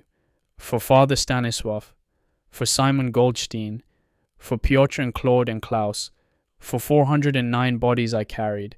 For thousands who died in train cars. For 30,000 who survived. I'll tell the truth. Clearly. Completely. Without emotion if possible. With emotion if necessary. I'll make them understand. Or try to. That's my duty now. Not fighting. Not liberating.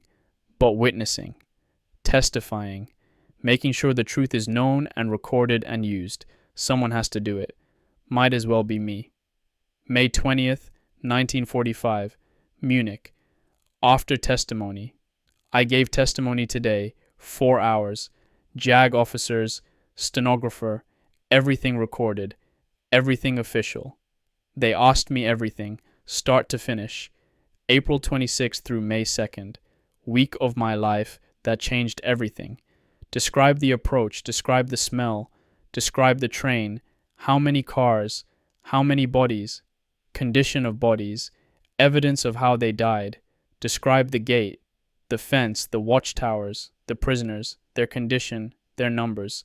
Describe the barracks, what you saw, how many dead, how many dying. Evidence of typhus, evidence of starvation, evidence of torture. Describe the crematorium, the ovens, the bodies, the record keeping, the gold teeth, everything. Then, the hard part, the question I knew was coming. Private Donovan, tell us about the coal yard incident on April 29th. I took a breath, told them. American soldiers executing captured SS guards. At least 10, maybe 12, maybe more. Against a wall, lined up, shot. Lieutenant Colonel Sparks tried to stop it, fired pistol in air. Some soldiers obeyed, others didn't. Guards died anyway. Camp prisoners also killed guards. With shovels, with clubs, beat them to death. Nobody stopped them. Did you attempt to stop these killings, Private Donovan? No, sir. Why not? I thought about how to answer, honestly. I had just seen the train, sir, the bodies in the rail cars. Thousands dead, locked in from outside. I had just walked through the camp, seen prisoners dying on wooden shelves, seen mountains of corpses, seen ovens built specifically for burning human beings. I paused. I watched those guards die and I felt nothing. I should have felt something, should have stopped it. But I didn't. I just stood there. Do you believe those guards deserve summary execution? Loaded question, legal trap. I don't know what they deserved, sir. I know what they got. I know what they did. I know thousands of people suffered because of decisions made by people wearing those uniforms. But execution without trial violates military code, violates Geneva Conventions, violates basic principles of justice. Yes, sir. And yet, you did nothing to stop it. Yes, sir. I did nothing. Silence, the stenographer's keys clicking, officers looking at me, judging maybe, or understanding. Hard to tell. Can you identify any of the American soldiers involved? No, sir. They weren't from my company. I didn't know them. Can you identify any of the German guards executed? This was harder. I remember one. Young, 19 maybe, 20, blonde hair. He was crying, begging, pleading in German, shot in chest, fell immediately.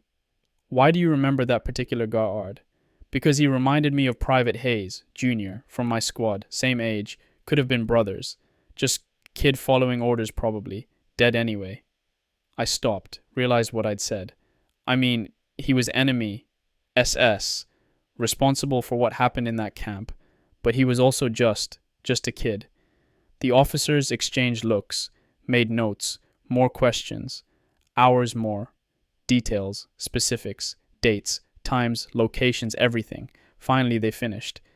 Thank you, Private Donovan. Your testimony will be crucial in prosecuting those responsible. You did the right thing today, speaking truth, providing evidence. I nodded, stood, saluted, left, did the right thing. Maybe. Told truth certainly, but it felt like betrayal somehow. Those soldiers at Coal Yard, they saw what I saw, felt what I felt, rage at what the SS did, and they acted on it. I didn't act, just watched. Does that make me better, worse, different? I don't know. And that young guard, I testified about him, described him dying. Will that lead to investigations? Courts-martial? Punishment for soldiers who executed him? Should it? Again. I don't know. The world wants clear answers. Good and evil. Right and wrong. Legal and illegal. But Dachau doesn't fit into clear categories. Nothing about it is simple. Nothing about it is clean. We liberated a camp where systematic murder occurred. That's good. Clear good. We executed guards without trial. That's wrong. Clear wrong. But the two things happened together, because of each other. One led to another, cause and effect. How do you separate them? How do you judge them individually when they're inextricably linked? I walked back to billet, alone, processing.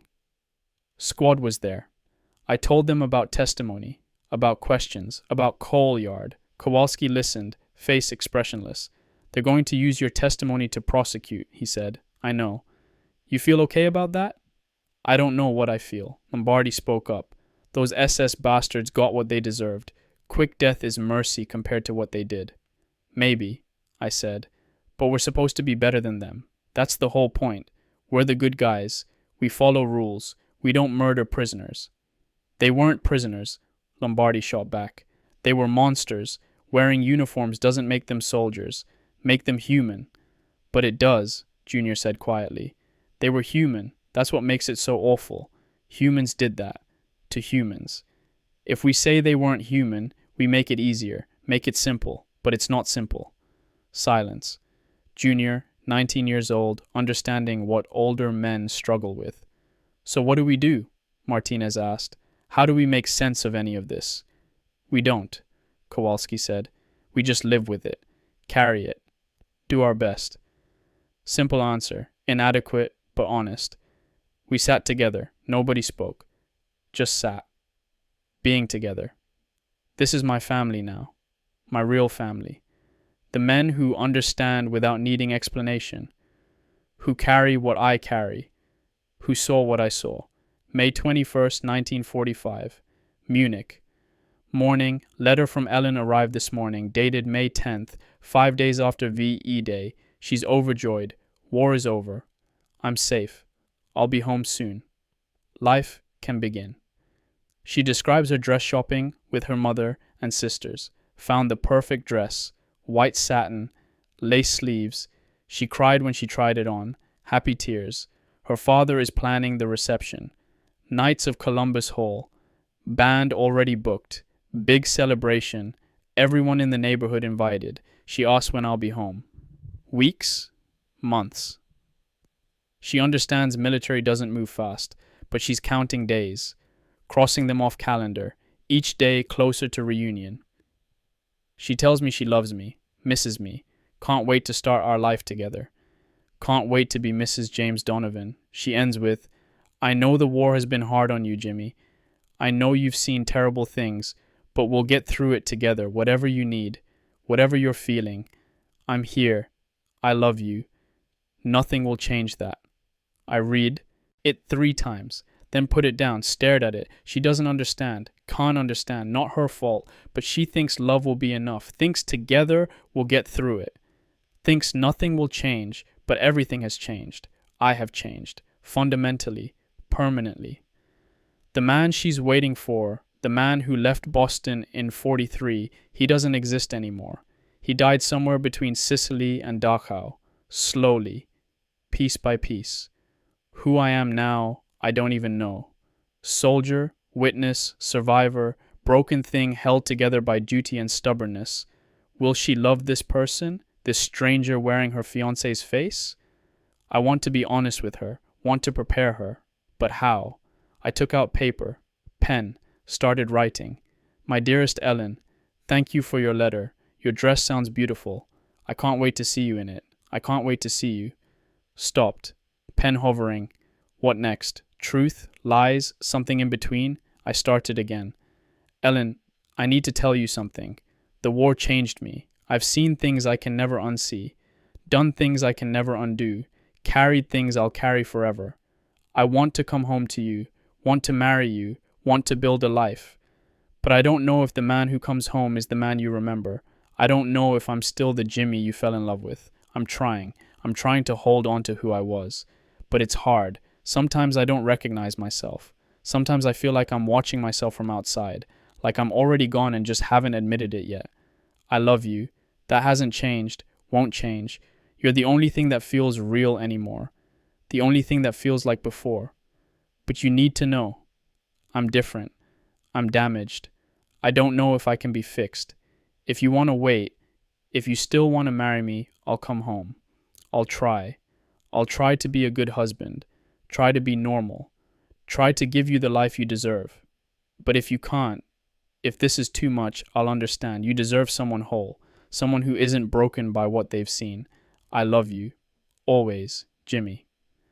I read it over, honest, raw, terrifying, sealed it, addressed it, sat there holding it. Then I tore it open, tore the letter into pieces, threw them away. Can't send that, can't burden her, can't give her doubts before I'm even home. Started over. My dearest Ellen, your letter made me smile. First real smile in days. The dress sounds perfect. You'll be the most beautiful bride in Boston. I don't have orders yet, but should be home in next few months. Military is processing discharges. Won't be quick, but it's coming. I miss you more than words can say. Miss your laugh, your voice, the way you see good in everything. You're my light, my reason to keep going. The war was hard. I won't lie. I saw things, did things, lost friends, lost parts of myself maybe. But I'm still here, still me, still yours. When I get home, I might need time, might be quiet sometimes, might struggle, but I promise I'll try. I promise I won't let the war win. I'll come. Back to you, really back. Not just physically. You asked what you can do, what I need. Just be you, be the Ellen I remember. The one who makes the world make sense, that's all, that's everything. I love you, I'll love you forever. Nothing the war did to me changes that. Counting days until I see you, yours always, Jimmy. Better. Still honest but not terrifying. Hopeful without promising miracles. I sealed it. This time I'll send it. This time I won't second guess. She deserves to know I'm trying, that I'm coming home, that I love her. The rest, the details, the nightmares, the horror, I'll deal with that when I'm there. Face to face. Together. Maybe she's right. Maybe love will be enough. Maybe together we can get through it. I have to believe that. Have to hold on to something. May 25th, 1945, Munich. Afternoon. Found Junior today, sitting alone in requisition department. Second floor. By window. Staring out at street. Sat beside him. Didn't say anything. Just sat. After a while he spoke. I can't sleep anymore. I know. Every time I close my eyes I see them. The bodies, the train, the barracks, Father Stanislav dying, all of it. Yeah. Does it ever stop? Wanted to lie. Say yes, it gets better. Time heals. You'll forget. But lying to Junior felt wrong. He deserves truth. I don't know, I said. I hope so. But I don't know. He nodded. Expected that answer maybe. I wrote to my mother, he said. Told her I'm fine. War's over. Coming home soon. Everything's great. That's good. It's a lie, he said. I'm not fine. Nothing's great. I don't know if I'll ever be fine again. You will, I said. Eventually. Maybe not the same kind of fine as before. But you'll find a way. How do you know? I don't, I admitted. I'm just hoping. For both of us. For all of us. He turned to look at me. His face, God, his face looked so old, so tired. 19 years old, with ancient eyes. What if we can't? He asked. What if this breaks us permanently? What if we go home and we can't adjust, can't be normal, can't stop seeing it? Then we don't, I said. We don't be normal. We find new normal, different life, different expectations. That's not fair, he said. We shouldn't have to. We did our duty, served our country, stopped evil. We should get to go home and be happy. Should, I agreed. But should doesn't mean will. He went back to staring out window, German civilians walking past, women with shopping bags, children playing, normal life continuing. They don't know, Junior said. Those people down there, they don't know what we know, what we saw. They're just living, being normal. Yeah.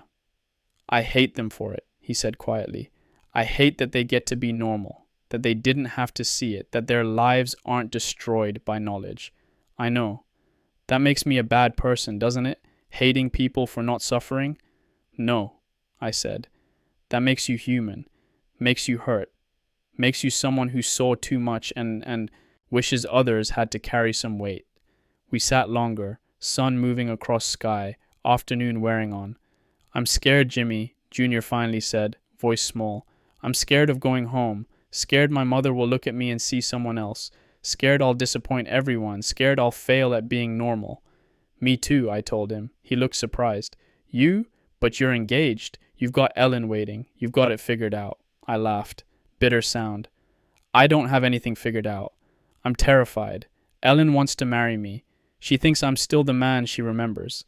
But I'm not. I'm this. Gestured at myself. This broken thing. I don't know how to be a husband. Don't know how to be normal.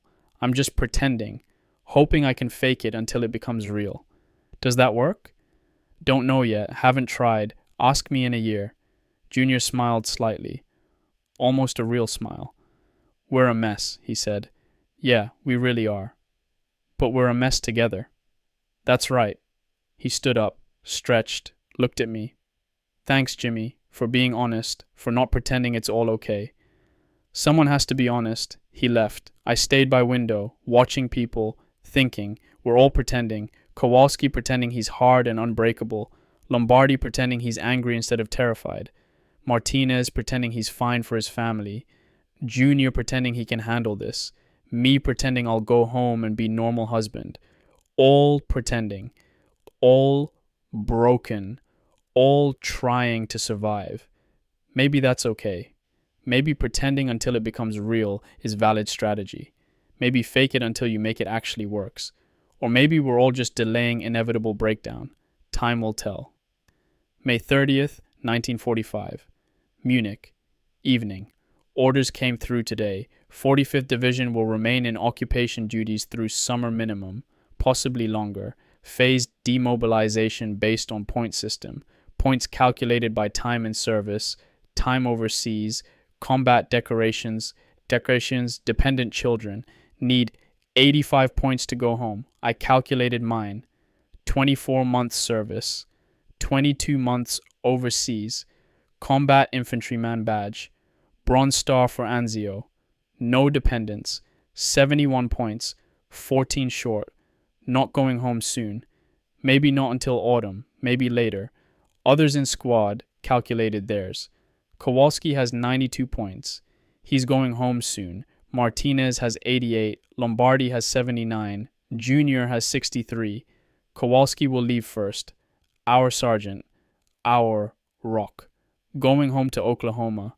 To bury his brother properly. To try to rebuild. He told us tonight. We were together. Drinking, talking, being squad. Orders should come through in a week, he said. Maybe 10 days. Then I'm stateside. Should be happy for him. Is happy. Deserves to go home. Earned it. Survived everything. But also, he's leaving.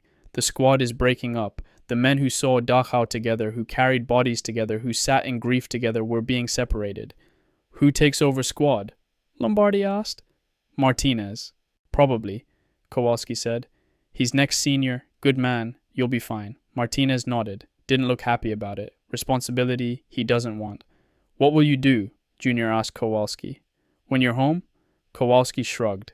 Don't know. See my parents. Visit my brother's grave. Figure out rest later. You'll get married? Lombardi pressed. Settle down? Normal life? Maybe, Kowalski said. If I can. If there's a girl who'll have me looking like this. Gestured at himself, scarred, hard, changed. You're a war hero, Lombardi said. Girls love war heroes. I'm not a hero, Kowalski said flatly. None of us are. We just survived. That's not heroic. That's lucky. Truth. We drank more. Toasted Kowalski. Wished him well. Tried to be happy. But underneath, sadness, fear, loss. The squad kept us alive. Physically and mentally. The brotherhood, the understanding, the shared weight. Now it's breaking apart. Kowalski leaving. Martinez next probably. Then Lombardi. Eventually Junior. Eventually me. All going to different places. Different lives. Different futures. Will we stay in touch? Write letters? Visit? Probably promise to. Probably mean it. But probably won't. Too hard. Too many memories. Too much pain attached to each other. Easier to forget. Move on, pretend it didn't happen, but we can't forget, won't forget. These men, this squad, this time, it's burned into me forever. Promise me something, Junior said suddenly, drunk, emotional. What? Kowalski asked. Don't forget us. When you're home, living normal life.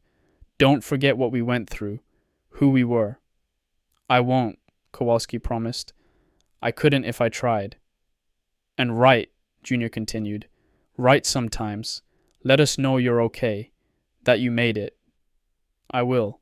Promise. I promise. We all promised, each to all. Write. Stay connected. Remember each other. Don't let this break us completely. Promises made drunk in Munich by broken soldiers. Will we keep them? I want to believe we will. Need to believe it. But I don't know. Don't know anything anymore except that tomorrow comes whether we're ready or not. Kowalski leaves soon. 71 more points before I leave. Autumn maybe. Winter possibly. Unknown definitely. Time here. In Germany, in occupation, in aftermath, time to process, to heal if healing is possible, to prepare for going home, time I don't want but have anyway. June 5th, 1945. Munich. Kowalski left today. 0800 hours. Truck came for him and 6 others with enough points. All going to processing center. Then ships home. The squad gathered to say goodbye. Formal and awkward. Men don't know how to say goodbye to brothers. Kowalski shook each hand. Firm grip. Eye contact. To Martinez. You're in charge now. Take care of them. They're good men. To Lombardi. Get home safe. Open that bar in Brooklyn. I'll visit someday. To Junior. You'll be okay, kid. You're stronger than you think. To me, write that story, the one you've been writing in, that diary. Make sure people know, make sure they remember. I nodded, couldn't speak, lump in throat. He climbed into truck. Others with him. Engine started. He looked back once, raised his hand. We raised ours. Truck drove away, disappeared around corner. Our sergeant, gone. The squad stood there. 4 of us now. Martinez, Lombardi, Junior, me. Not complete anymore. Not whole. Well, Martinez said. Back to work. We dispersed, but felt wrong. Empty, like losing family member. That's what Kowalski was. Is. Family. Brother, the man who sat with me in crematorium when I broke down. Who led us through combat. Who kept us alive. Gone now. Back to America. Back to life. Back to before. Except there is no before. I'm happy for him. Truly. He deserves home. Deserves rest. Deserves chance at normal. But I'm also jealous. And sad. And scared. Jealous because he gets to leave. Gets to start trying to recover. Gets to see if normal is possible. Sad because he's gone. Because the squad is breaking. Because nothing lasts. Scared because if Kowalski, strongest of all of us, struggles to adjust, what hope do the rest of us have? Afternoon brought distraction. Assignment. Help process displaced persons. Refugees, survivors, people freed from camps and forced labor, millions of them across Europe, all trying to find home, find family, find meaning. We worked at processing center, taking names, nationalities, helping organize transport, connecting people with aid agencies, saw former prisoners from Dachau. Not many, most still too sick, but some, stronger ones. Trying to figure out what next, saw Simon Goldstein, the Polish Jew who lost everyone. He's alive, still weak but alive. He recognized me. American soldier, he said. The witness. Yes, I said. You're alive. You survived. So far, he said. But surviving is not same as living. Truth. What will you do? I asked. Where will you go? He shrugged. No home to return to. Poland is gone. My village destroyed. Family dead. So I go to Palestine maybe. Or America, if they let me. Start new life with ghosts of old life. I hope you make it, I said. I hope you find peace. He smiled sadly. Peace is for people who haven't seen what we've seen. Best I can hope for is survival, day by day. More truth. He's right. Peace feels impossible. Survival is achievement enough. Processed hundreds of displaced persons, each with story, each with loss, each trying to find way forward, makes my problems feel small. I'm going home eventually. Back to country that wasn't invaded. Family that's a girl who loves me. I have future. These people, they have nothing. Just survival, just hope, just stubborn refusal to give up. Humbling, inspiring, devastating. Evening now. Writing by candlelight in billet, alone. Martinez on duty. Lombardi drinking somewhere. Junior sleeping finally. Kowalski's bunk is empty. Somebody else will sleep there tomorrow. Different soldier, but it won't be Kowalski. Change is coming. Squad breaking up. War ending in stages. Transition from combat to occupation to peace. I'm not ready. Don't think I'll ever be ready, but ready or not, time moves forward. Life continues. Tomorrow comes. All I can do is survive, day by day, like Simon Goldstein, survive and witness and try to make meaning from horror. That has to be enough. June 15th, 1945, Munich. 2 weeks since Kowalski left. Letter from Kowalski arrived today, postmarked from Oklahoma. He made it home. Letter was short. Kowalski's style, direct, minimal. Made it stateside, saw my folks. They're older. I'm older. Everything's older. Visited my brother's grave. Arlington. Nice spot, Chaboim. Told him about the war, about Germany, about us. Think he'd be proud. Trying to adjust. Hard. Everything's too loud, too fast, too normal. People don't understand. Don't ask. Maybe better that way. Met a girl. Sarah. Waitress. She's nice. Patient. We'll see. You boys take care of each other. Don't do anything stupid. Come home when you can. Still carrying it. Probably always will. But trying. That's something. Kowalski. Simple. Honest, hopeful, and hopeless at once. He's home, but not home. There, but not there. Same as we'll all be eventually. Martinez read the letter, passed it to Lombardi, to Junior, back to me. Nobody said much, just nodded, understanding without words. We're getting new replacements. Kids who never saw combat. War ended before they got here. They're thrilled. Occupation duty in Germany. Adventure without danger. They don't understand. Don't know what we went through, what we saw, what we carry. They look at us strange. We're not celebrating, not excited, not friendly. How do you explain? You can't. One replacement, kid named Miller from Iowa, asked me yesterday, "You guys see much action?" "Yeah," I said. That must have been exciting. I just walked away. Couldn't even begin to respond. Exciting. Jesus. Exciting is not the word. Horror, devastating, life-destroying. Those are words. Exciting is not. But to him it's all adventure, story to tell, experience to have. He doesn't understand, can't understand. I don't blame him. He's lucky. He didn't have to see, didn't have to know. But I also can't talk to him, can't bridge that gap, can't pretend we're the same. The squad is shrinking further. Martinez got orders, leaving next week. Enough points finally, going home to New Mexico. To wife, to son he's never met. He's terrified, excited but terrified. What if she doesn't know me, he said tonight. What if I can't be good father? What if I'm broken and I break them too? No good answers, just platitudes, just hope. You'll figure it out, I told him, day by day. Same thing everyone says. Because there's nothing else to say. Martinez leaving means Lombardi's in charge. Lombardi, who's barely holding himself together, who drinks too much, who still picks fights. But he's senior, he's tough, he'll do his best. Junior and me will be last, low points, here for duration. Probably just us eventually, the youngest, the newest, the least experienced originally, now the most experienced in different way. We saw Dachau, carried bodies, bore witness. That's experience that matters, that counts.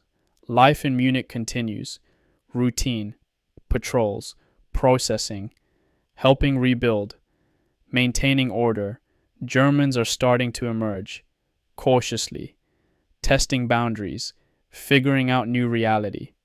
Some are defiant, still believe, still defend, unrepentant. Others are ashamed, apologetic, claiming they didn't know, didn't support, were victims too. Maybe some are telling truth, maybe some really didn't know, but most did. Most knew something, most chose not to look closely. How do you forgive that? How do you move forward? I don't know. Not my place to forgive anyway. I'm just occupier, just soldier, following orders. Letter from Ellen arrived. Wedding planning continues. September now. She wants September wedding. If I'm home by then. If not, she'll wait.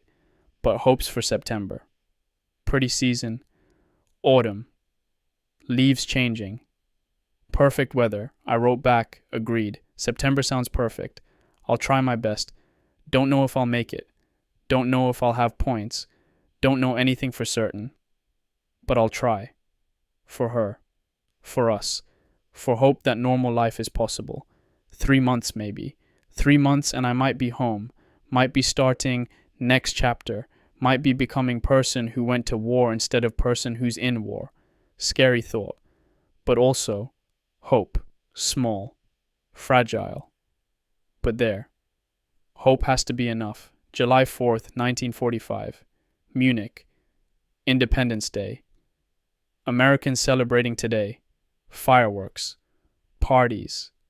Music. 4th of July in Germany. Ironic. I didn't celebrate. Couldn't.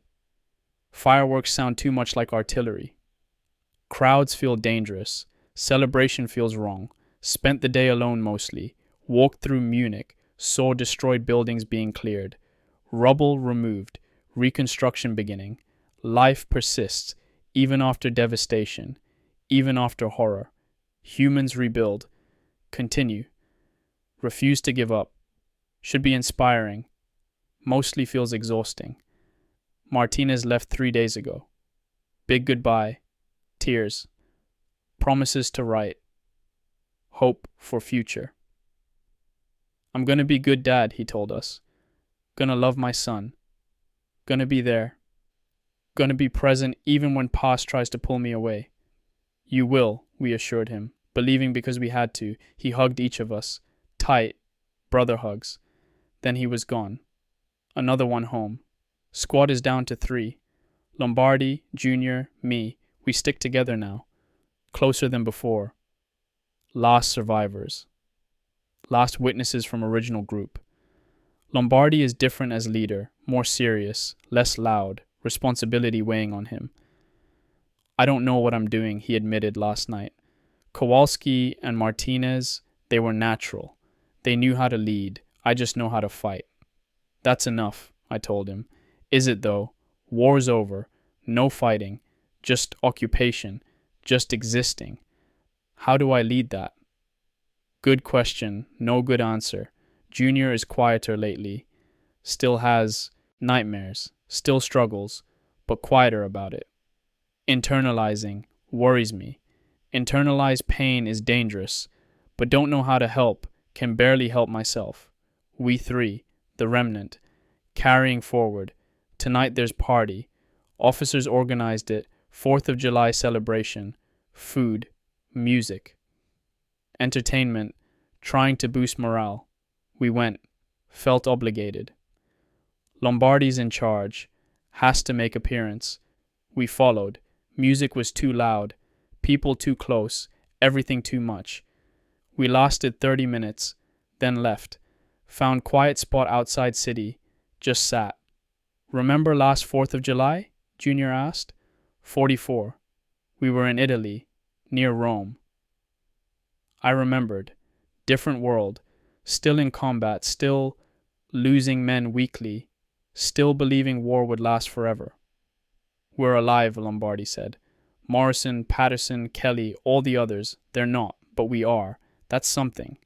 Is it? Junior asked. Is surviving something to celebrate? We survived and they didn't. Why? What makes us special? What makes us deserve life they don't have? Survivor's guilt. Classic. We all feel it. Nothing makes us special, I said. Nothing makes us deserve it. We just got lucky. Random chance. Right place, right time, right circumstances. That's all. So we survive by luck and carry guilt forever, Junior pressed. Maybe, I said. Or maybe we survive and try to make their deaths mean something. Live good lives. Honor them by living. Klaus Werner's words. Father Stanisław's hope. Common theme. Live well. That's how you honor the dead. By refusing to waste the life they don't have. I want to believe that, Junior said. But I don't know if I can live well. Don't know if well is possible anymore. Then live badly, Lombardi said. Live messy.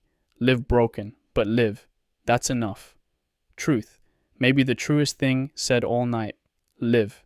However possible. In whatever form. Just live. We sat until fireworks started in city, watched from distance. Colored lights in sky, beautiful and terrible. Fireworks celebrating freedom in country we occupied after defeating. Celebrating independence in land of dependence and destruction. Contradictions everywhere. Nothing simple, nothing clean. War's over, but war continues. Freedom won, but freedom complicated. Independence declared, but interdependence is reality. Tomorrow, more occupation duty, more processing, more existing. September, maybe I go home. Maybe I start trying to live. Maybe I figure out what living means post-Dachau. Maybe.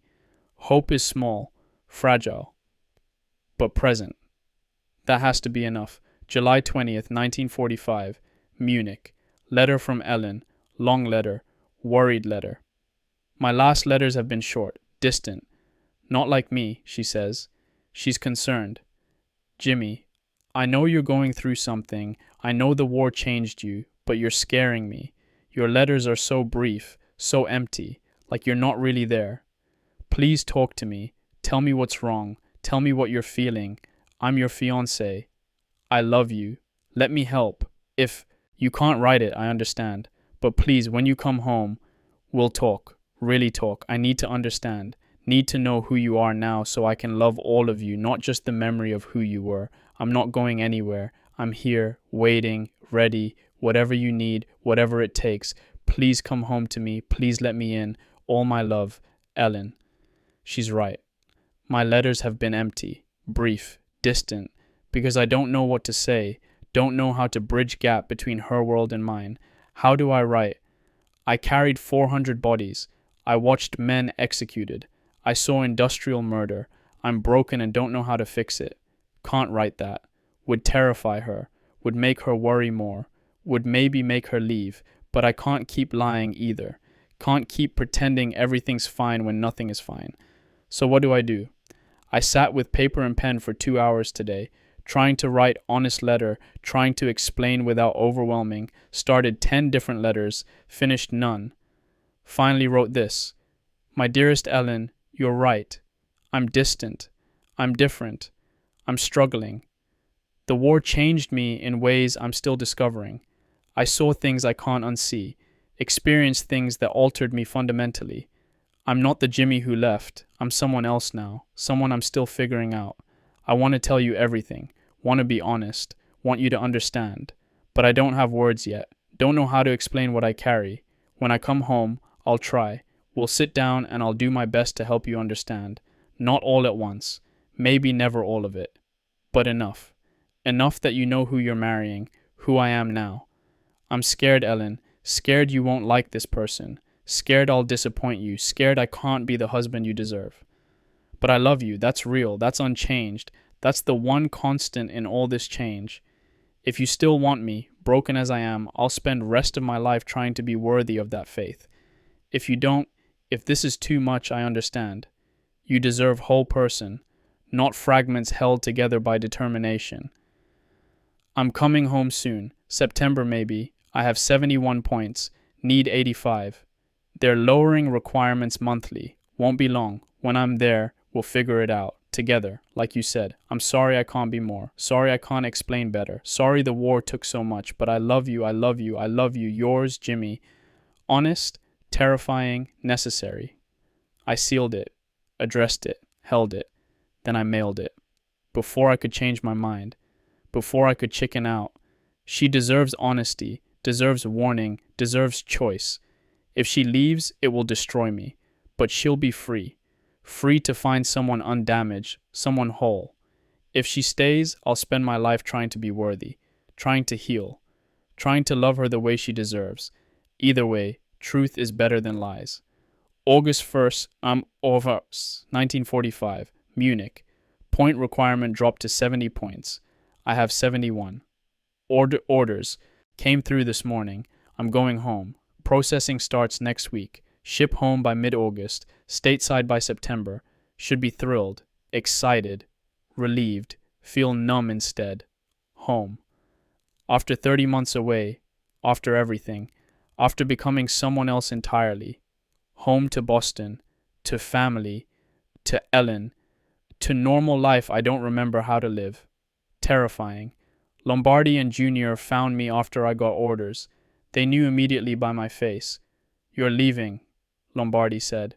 Not question. "Yeah, next week." Junior looked devastated. "So it's just us then?" Him and Lombardi. "Yeah." The squad. Company I, 3rd Battalion, 157th Regiment.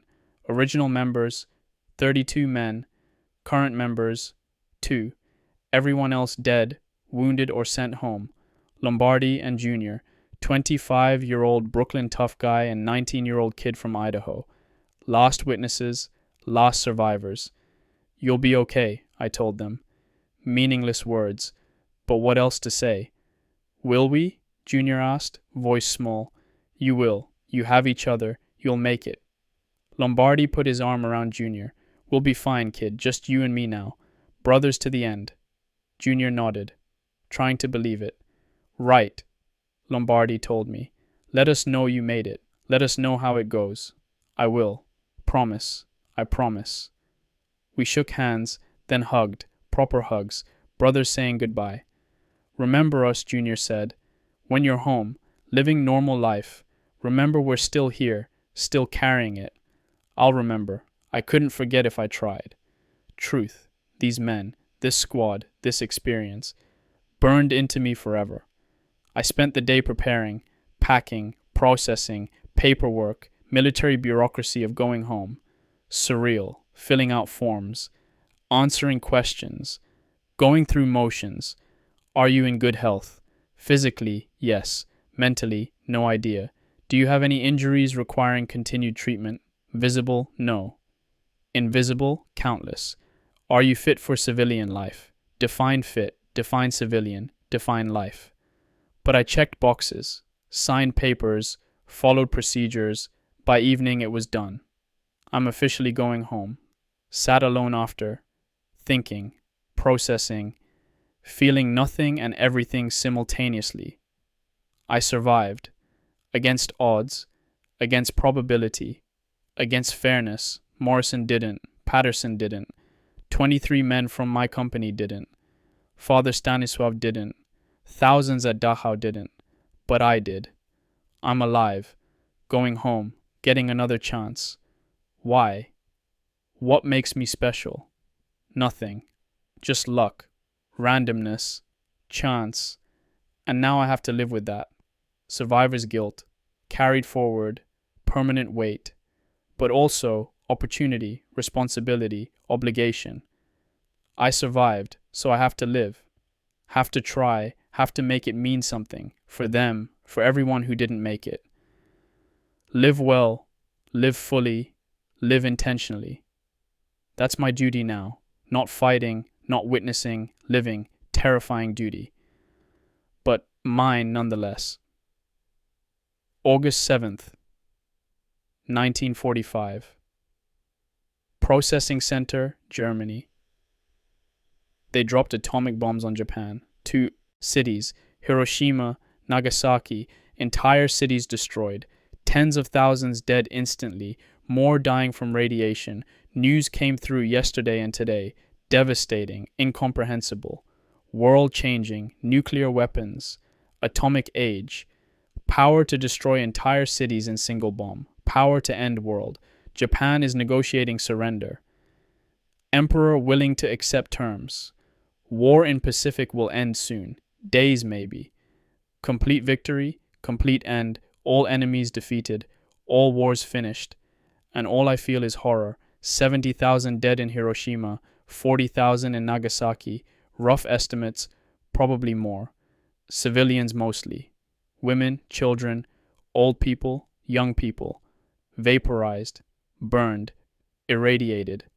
Industrial murder on new scale, new efficiency, new horror. I thought Dachau was ultimate expression of human evil. Thought systematic murder of millions was as bad as it could get.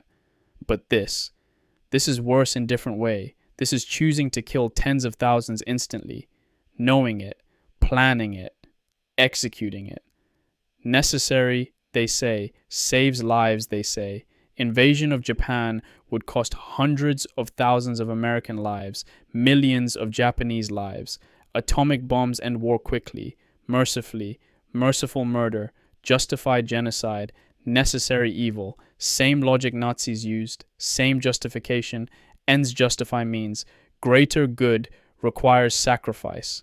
I'm disgusted, horrified, conflicted, because also Thomas, my brother, Marines, scheduled for Japan invasion, probably would have died, now won't. Atomic bomb saved his life maybe. So should I be grateful? Should I accept that 70,000 Japanese civilians died so my brother might live? I don't know. Can't process. Can't reconcile. This is what war makes us. This is what survival requires. This is cost of victory, becoming the thing we fought against, justifying mass murder for strategic goals, accepting civilian deaths as necessary. Where's the line? Where's the boundary? How are we different from them if we do same things? We liberated Dachau.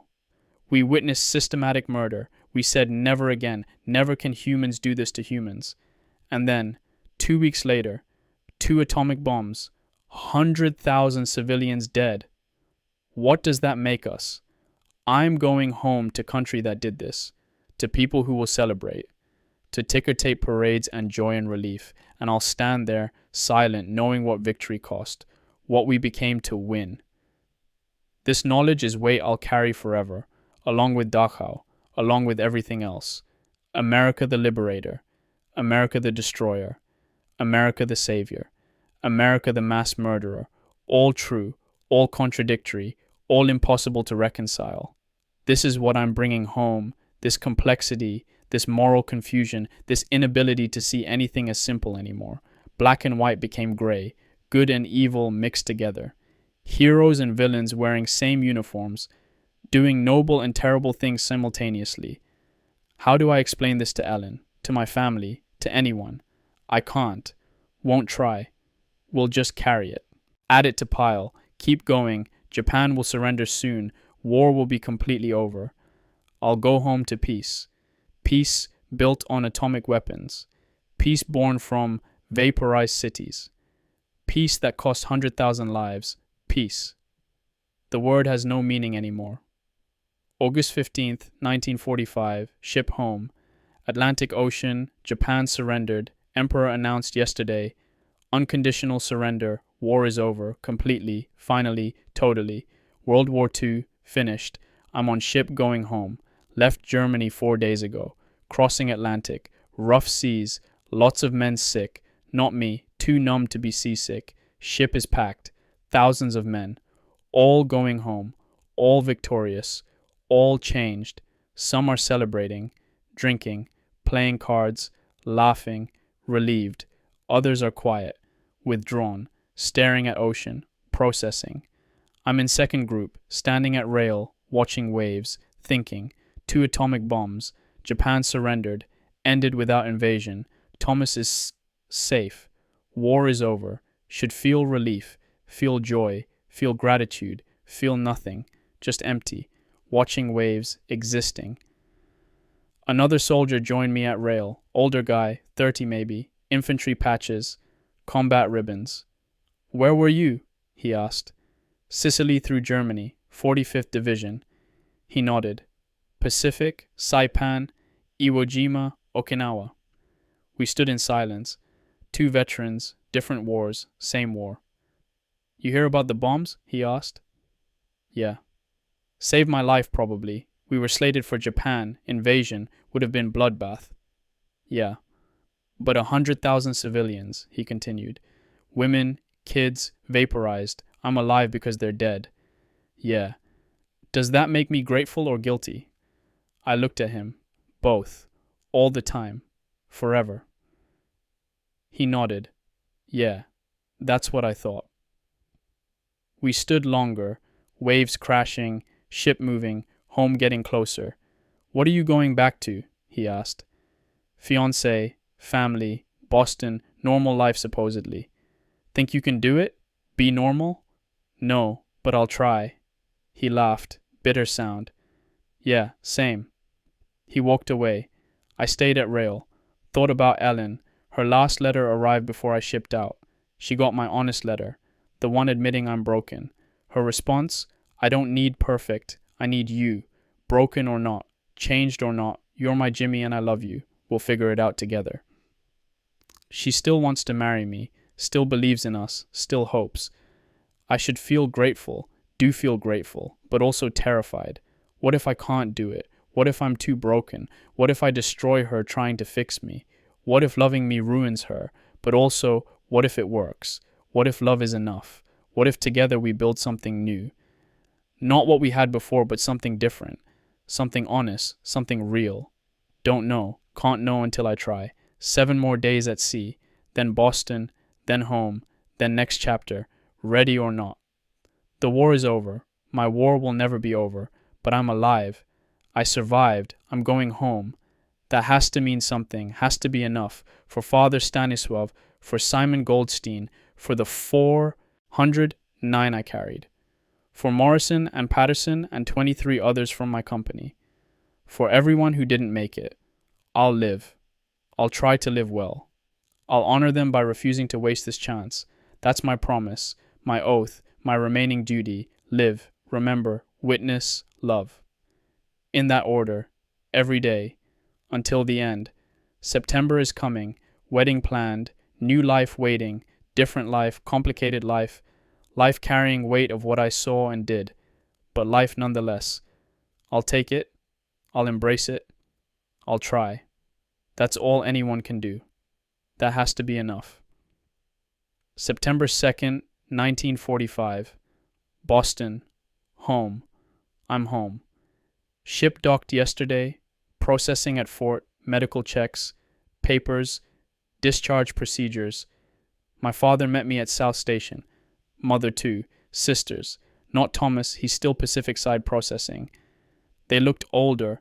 I looked older. We were all older. Mother cried. Hugged me so tight I couldn't breathe. My baby. My Jimmy. Thank God. Thank God. Father shook my hand. Firm grip. Eyes wet. He doesn't cry. Never cries. But eyes were wet. Welcome home, son. You did good. Real good. Sisters hugged me. Katie and Margaret. 16 and 14 now. Not little girls anymore. Young women. When did that happen? We went home. Same house, same street, same neighborhood. All unchanged. Like war didn't happen here. Like world is same. It's not, but it looks same. Neighbors came over. Everyone welcoming hero home. Asking questions. Wanting stories. Wanting to hear about war. I smiled. Thanked them. Said very little. Father noticed. Steered them away. Boy's tired. Long journey. Let him rest. They left. Finally, house quiet. Mother made pot roast, my favorite. Potatoes, carrots, gravy, smells from childhood. We sat at dinner table. Family. Together. First time in 3 years. Surreal. Like dream. Or memory. Not quite real. They talked. About neighborhood, about work, about who got married, who had babies, who died. Normal life continuing while I was gone. I barely spoke, just listened, nodded, existed. After dinner, Father came to my room, sat on my old bed. You okay, son? Yeah, just tired. He looked at me, really looked. I was at Belleau Wood, 1918. I know what tired means after war. I know what you're carrying. I met his eyes, saw understanding there. He does know, he carried it too. Does it get better? I asked. No, he said honestly, but you get stronger. You learn to carry it, find ways to live despite it. How? One day at a time. Find good things, hold on to them, don't let the bad consume everything. Simple advice, maybe only advice possible. Ellen's coming tomorrow, he said. She's been waiting, counting days. Tomorrow. I see Ellen tomorrow. After 30 months, after becoming someone else, terrified, excited, hopeful, despairing, everything at once. She's a good girl, Father continued, strong, patient, she loves you, that's what matters. What if I can't be good husband? What if I'm too broken? He smiled, sad smile. We're all broken, every man who comes home from war. Question isn't if you're broken, question is if you want to heal, if you'll try. I'll try. Then that's enough. Rest now. Tomorrow comes soon enough. He left.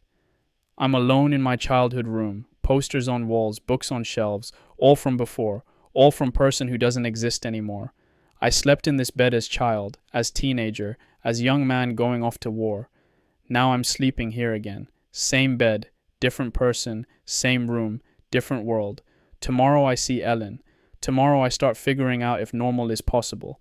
Tomorrow I begin next phase, civilian, fiancé, soon to be husband, regular person living regular life. If I can, if I remember how, if I don't destroy everything trying, the war is over. My war continues. But I'm home. That's something. That's everything. That's start. One day at a time, one moment at a time, one breath at a time, I can do this. I have to do this. For everyone who didn't make it home. I'll live. I'll try. I'll honor them by refusing to give up. That's my final promise.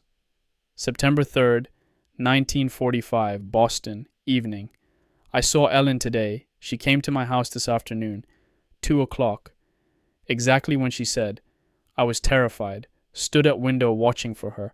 Hands shaking, heart pounding, throat tight. Mother noticed. She loves you, Jimmy. Nothing changes that. Everything changes that, I said. Then I saw her. Walking up street, sundress, yellow, hair down, beautiful. Just like I remembered. Exactly like I remembered. She knocked. I opened a door. We stood there, looking at each other. 5 seconds. 10. Eternity. Then she stepped forward and hugged me. Held me tight. So tight. You're home, she whispered. You're really home. I held her, breathed in her perfume, felt her warmth, her reality, her presence. And I cried, just broke down, sobbed into her shoulder like child.